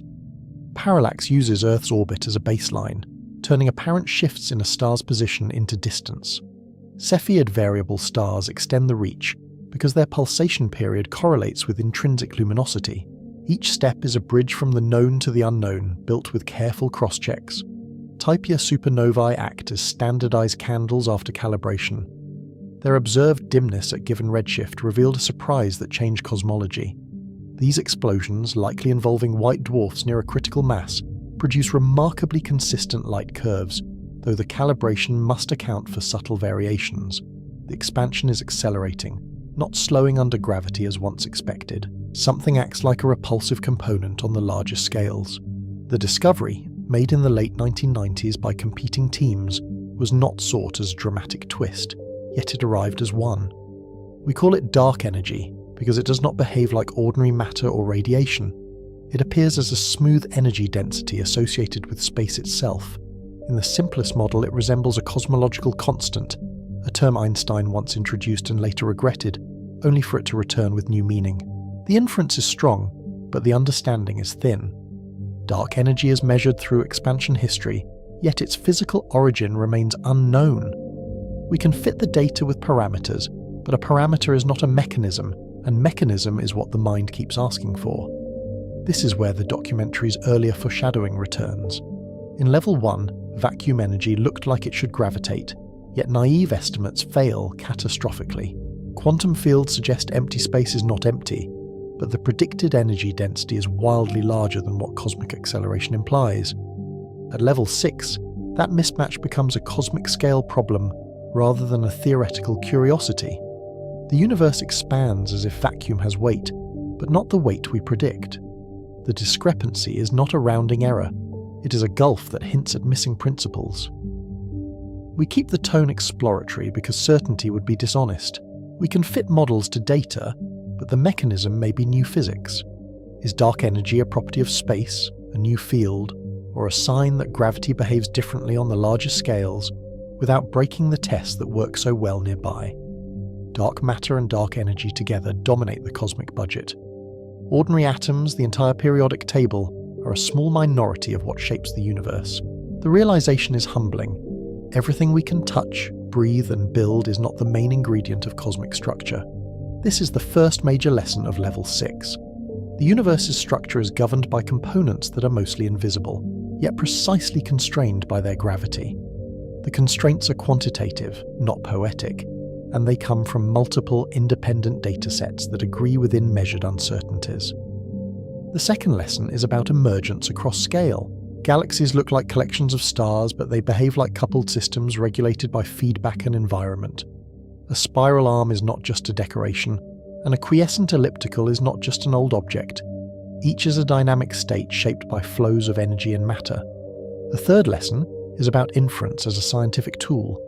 We cannot touch dark matter or dark energy directly, so we read them through motion, light bending, and expansion. The universe becomes a laboratory where the apparatus is the sky, and the experiment is the careful comparison of models to patterns. That inference problem echoes the biosignature ambiguity from Level 4. Signals can be indirect, models can be degenerate, and nature does not label causes. A flat rotation curve could, in principle, be explained in more than one way, but the broader network of evidence narrows the options. Yet the convergence of evidence is also a kind of clarity. Different observations point to the same hidden architecture, even when the components remain unnamed. The darkness is not ignorance alone. It is a measured absence of light paired with a measured presence of gravity. Now the zoom continues outward, because clusters are not the end of structure. They are nodes in a larger pattern that only appears at the widest scales. The camera pulls back again, and individual galaxies become pixels in a map that spans hundreds of millions of light years. When we map galaxies across hundreds of millions of light years, they do not fill space uniformly. They form filaments, sheets, and voids that resemble a web. In survey visuals, the pattern looks like foam or neural tissue, with dense strands surrounding vast dark cavities. The voids are not empty, but they are underdense, and their emptiness is part of the story. They tell us where matter did not collect, where gravity's slow pull lost the competition with expansion and initial conditions. The contrast between filament and void is the universe drawing with gravity. This cosmic web is the imprint of early fluctuations grown by gravity over cosmic time. Dark matter collapses first, providing wells where gas later falls and cools. In the early universe, those fluctuations were tiny, parts in 100,000. Yet they were enough to seed everything we see. Galaxies light up the densest regions of that web, but the web's main mass is still dark. The luminous universe is a tracer dye in a deeper flow. If we could see only the dark matter, the web would still be there, and the galaxies would look like sparks caught in its threads. This is the transition that carries us upward. Level 7 will treat the web as the universe's largest emergent structure, and ask what it implies about origins. The questions sharpen again, because the web is both a product of early physics and a constraint on what that physics could have been. We end Chapter 6 at the edge of comprehension, where measurement outruns intuition. The same fundamental laws build atoms, stars, galaxies, and the web, yet most of the cosmos remains unseen. The darkness is not a void in the data. It is dominant presence revealed by the way the visible world moves. The climax is not a single revelation, but a reweighting of reality. Matter we know becomes a minority, space-time becomes unobservable, and the universe's architecture turns dark. The story does not end in despair, but in a disciplined kind of wonder, because the measurements are real even when the names are provisional. The central question remains, now sharpened by scale. How can the same physics generate a universe that is quantum weird, chemically precise, gravitationally sculpted and cosmically structured layer by layer? And if the hidden components are so dominant, what else might we be missing, simply because it refuses to shine? The hierarchy continues, and the final level must answer with structure, not comfort. The web is waiting, and it is made of what we can barely detect.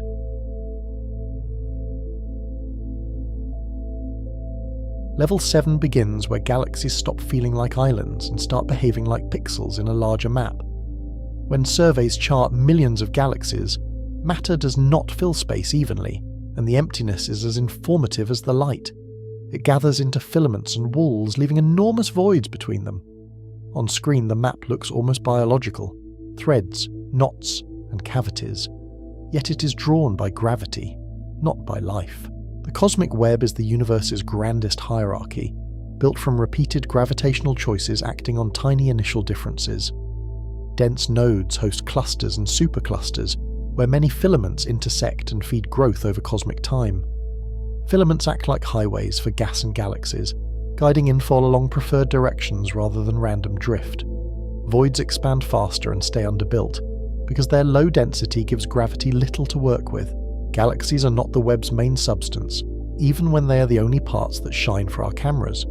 They trace the deeper scaffolding of dark matter, which dominates the mass and shapes the gravitational potential everywhere. Lensing and simulations agree that luminous structure rides on invisible structure, like frost outlining the shape of a window pane. When background galaxies shear into subtle arcs, the distortion reveals mass where no light is seen. This is the transition that carries us upward. The web is not only a present-day pattern, it is a fossil of the beginning, preserved in the geometry of large-scale structure. To explain the web, we return to the early universe, when everything was hot, dense, and nearly uniform. Nearly matters, because tiny density differences were already present in the primordial plasma, long before the first stars. Those differences were small, but gravity only needs a gradient to start amplifying it. In a universe governed by attraction, even a slight excess becomes a long-term advantage. Inflation is the leading idea for why those fluctuations existed and why they look the way they do. In this picture, space expanded exponentially in a fraction of a second, stretching microscopic quantum fluctuations to astronomical scales. The same quantum uncertainty from level 1 becomes the seed of cosmic structure, translated from subatomic jitter into a map-sized imprint. It is a startling continuity, randomness at the smallest scale leaving fingerprints on the largest. Inflation also explains why the universe looks flat and similar in all directions on large scales, despite its vast size. Regions now far apart were once close enough to share conditions, before expansion separated them beyond easy contact.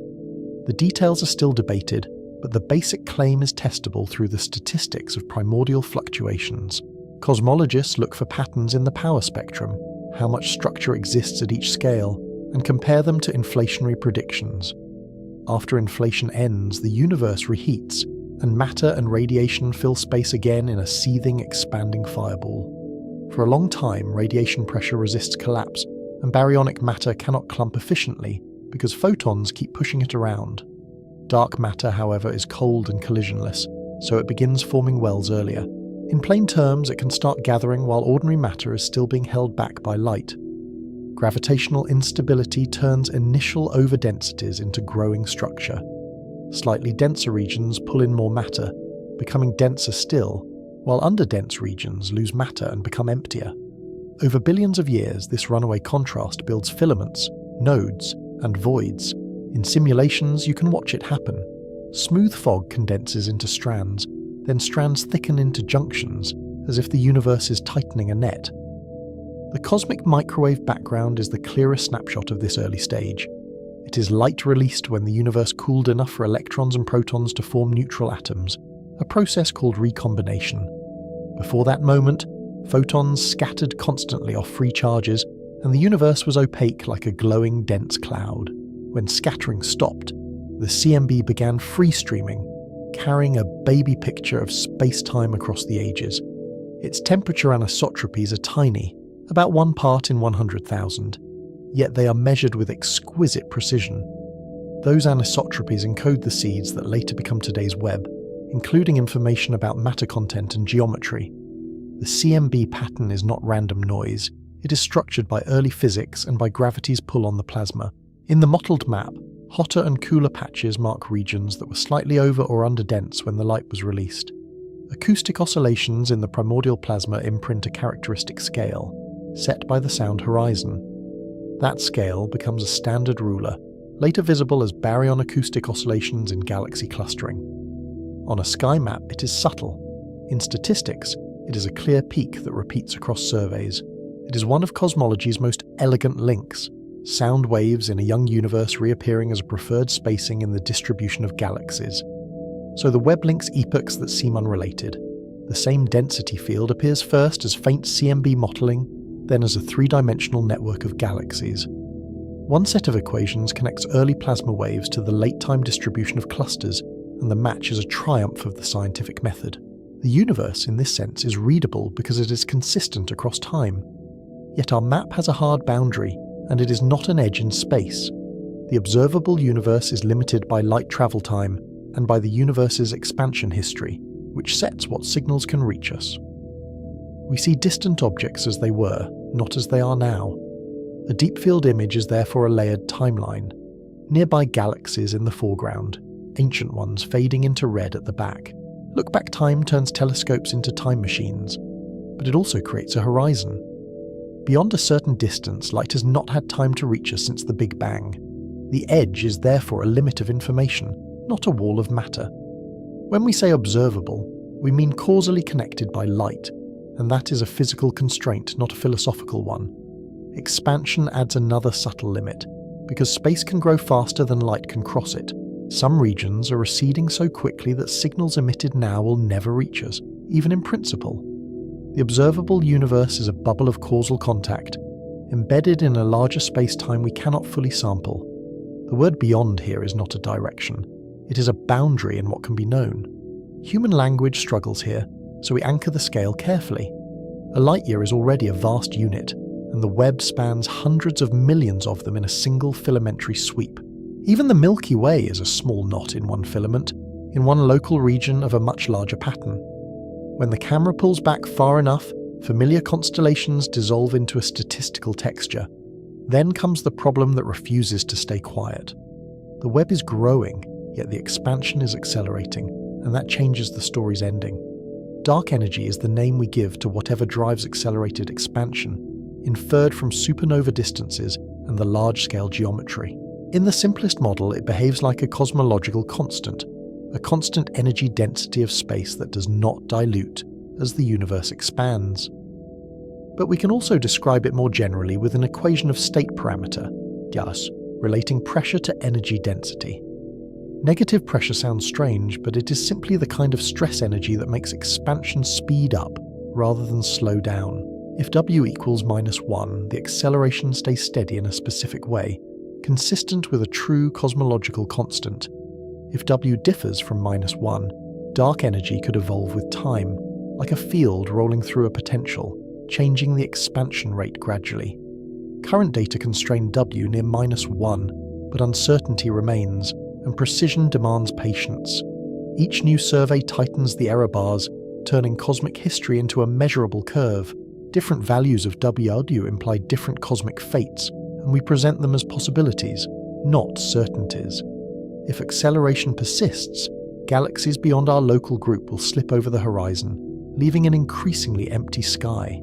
Star formation will fade as gas is used up, leading toward a long heat death where usable energy becomes scarce. In that far future, the web does not vanish, it simply becomes unobservable from any one island of gravity. If W is less than -1, a phantom scenario, acceleration could strengthen until it tears apart bound structures. That extreme outcome is called the Big Rip, and it remains speculative because it requires unusual physics and raises stability problems. If W rises above -1 or changes sign, expansion could approach a gentle asymptote, or even slow depending on the model. The question is not only what dark energy is, but whether it is truly constant across time. Dark energy also reopens the vacuum energy tension from level 1. Quantum field theory predicts a restless vacuum, yet naive estimates overshoot the observed cosmic acceleration by an absurd amount. The mismatch suggests missing cancellations, new principles, or a misunderstanding of how gravity counts energy. It is one of the sharpest hints that our deepest theories do not yet fit together cleanly. At the largest scale, the web becomes a measurement tool for these questions. The growth rate of structure depends on how expansion competes with gravity over time, shaping how quickly clusters assemble. By mapping clustering, lensing, and redshift distortions, cosmology tests whether dark energy is constant, evolving, or a sign of modified gravity. In practice, this means comparing the universe's observed clumpiness to what general relativity predicts under different expansion histories. Now we step beyond the mapped web into the frontier, where caution matters. Inflation itself invites a multiverse in some versions, because inflation can be eternal in parts of spacetime. If inflation never ends everywhere, different regions could become separate bubble universes with different conditions. The idea is ancient in spirit. Humans have long imagined multiple worlds, but here it emerges from specific equations, not mythology. This is not the many worlds interpretation of quantum measurement, though the words sound similar. Many worlds is a claim about quantum branching of outcomes, while a cosmological multiverse is a claim about spacetime regions with different histories. They may be compatible in some frameworks, but they are not the same idea. The distinction matters because it separates questions about measurement from questions about cosmic initial conditions. The multiverse is compelling because it could explain apparent fine-tuning through selection effects. If many regions exist with different parameters, observers would only arise where conditions allow complex structures, including long-lived stars and stable chemistry. But this logic risks becoming unfalsifiable if it cannot produce testable predictions. The scientific challenge is to turn could be into must-leave traces, even if those traces are subtle. So we draw a boundary between science and speculation without killing the wonder. Some multiverse models might leave statistical signatures in the CMB or constrain inflation through measurable non-Gaussianity. Many versions, however, remain beyond direct test and must be treated as hypotheses, not conclusions. The frontier is real, but so is the discipline required to navigate it. The deepest open questions now sit together. What is dark matter? And why is it cold and quiet enough to build the web without scattering itself smooth? What is dark energy? And why does vacuum energy appear so small compared to quantum expectations? What happened at the beginning? And can inflation be derived from deeper physics rather than assumed? Each question points to the same lesson. Our map is detailed, yet its foundations are still incomplete. Quantum gravity returns as the missing bridge across levels. The early universe and black holes push gravity into regimes where classical spacetime may fail, and where before and inside become ambiguous. Without a quantum theory of gravity, our story has seams, even if the observations are consistent. The universe behaves as if it is coherent, but our descriptions remain partly stitched together. We also return to inference itself, the method that carried every level upward. Biosignatures were ambiguous because remote signals can mimic each other, and context decides what counts as evidence. Dark components are inferred because geometry and motion reveal what light cannot, and models must be checked against many datasets. In cosmology, confidence comes from convergence, independent measurements pointing to the same underlying parameters. This is the first major lesson of Level 7. The universe is readable because patterns repeat across scale, but it is never fully transparent. Now the synthesis closes the ladder we built from the smallest to the largest. Quantum rules shape stable atoms, and atoms build molecules with information-rich geometry, including the bonds that store and transmit structure. Molecules gather into planets where chemistry becomes climate, and gravity builds long-lived stages for complexity. Across those stages, energy flow matters. Systems persist when gradients can be tapped without destroying the structure that taps them. Stars ignite when gravity compresses matter, until quantum tunneling makes fusion possible, turning mass into light with steady reliability. Galaxies assemble inside dark halos, regulated by feedback, mergers, and environment, so growth is never purely smooth. Clusters form at filament intersections, and the cosmic web emerges as the largest coherent structure we can map. When we visualize it, the web looks almost like a neural network, except its signals are matter flows, and its memory is gravity. Nothing in that ladder required separate laws for each level. The same fundamental physics reorganizes into new regimes because conditions change and dominant forces shift. Emergence is not magic, it is the consequence of constraints, symmetries, and collective behavior. A simple rule can yield layered complexity when it is iterated across vast time and scale. The opening hook returns with a sharper answer. The universe is not one continuous expanse in our experience, because scale changes what matters and what can be ignored. But the levels are not separate universes, they are different faces of matter, energy, and space-time under different pressures, temperatures, and densities. What feels like a new world is often the same world seen under new conditions. At the Webb scale, the universe looks like a pattern in space-time, drawn by gravity on dark matter and stretched by expansion. At the quantum scale, it looks like probability and fields, where outcomes are selected and recorded through interaction. In between, chemistry and thermodynamics turn microscopic rules into durable complexity, and biology, when it appears, turns chemistry into history. The middle levels are where the universe learns to keep track of itself. We end by reframing the central question rather than closing it too neatly. How can the same laws generate layered reality, from quantum weirdness to cosmic structure, without adding new rules at every step? The best answer is that the laws are simple, but the universe is not, because interaction and scale create new effective rules. And the lingering question is this: what other patterns are implied by the same laws, waiting beyond our present horizon? The final image is conceptual rather than visual.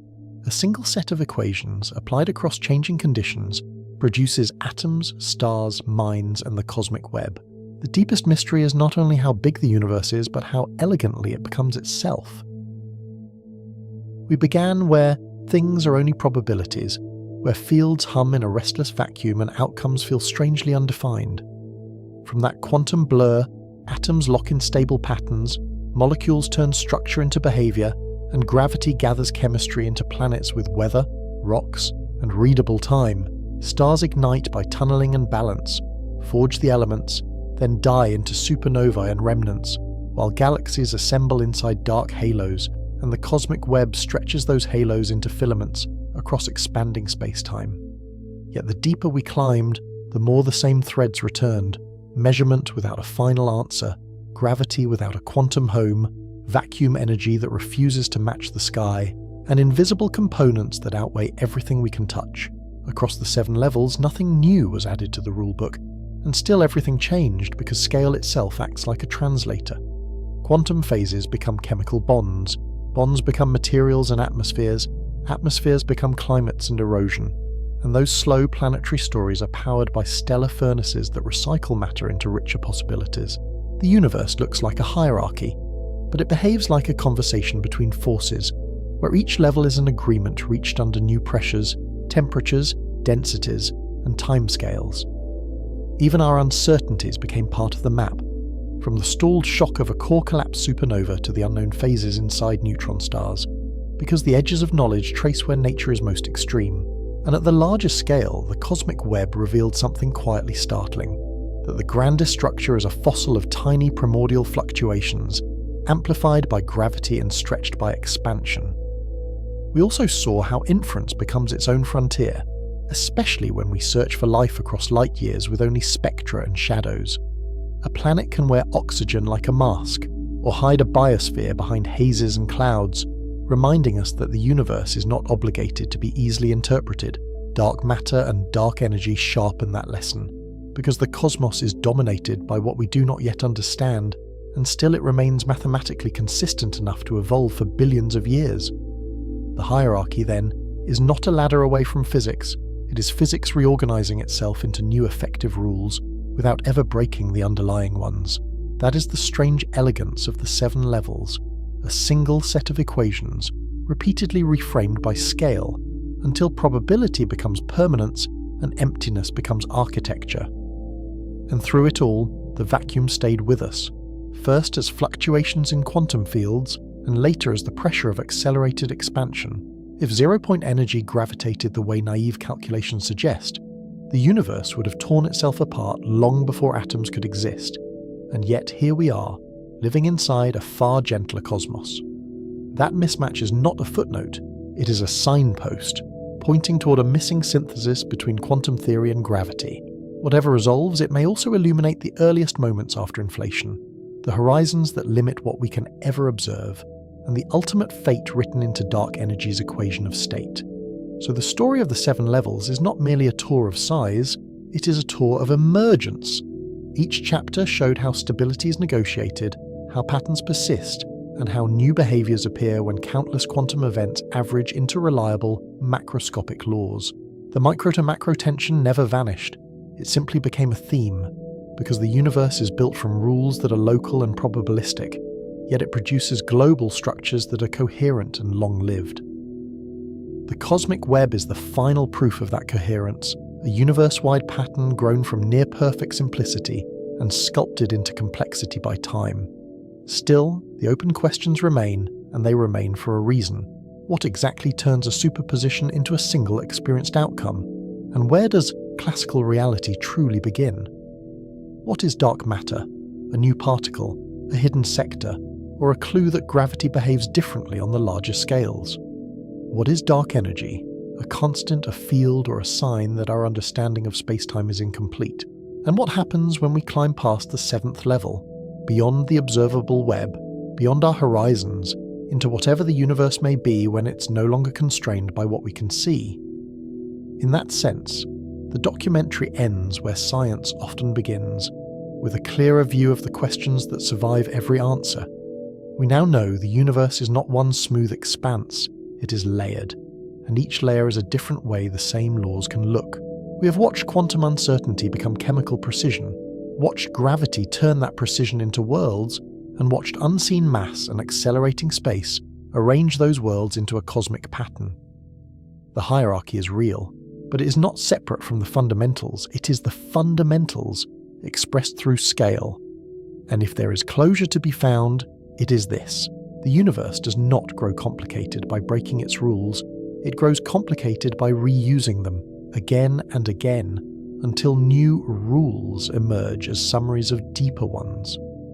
The deepest mystery is not how big the universe is, but how elegantly it becomes itself, how the same physics can be both strange enough to permit superposition and stable enough to permit stars, oceans, and memory. When we ask how one set of laws builds 7 levels, the answer is that the laws are not the whole story, because context is part of the law's expression, and scale is the universe's most creative variable. So what happens when we climb past the 7th?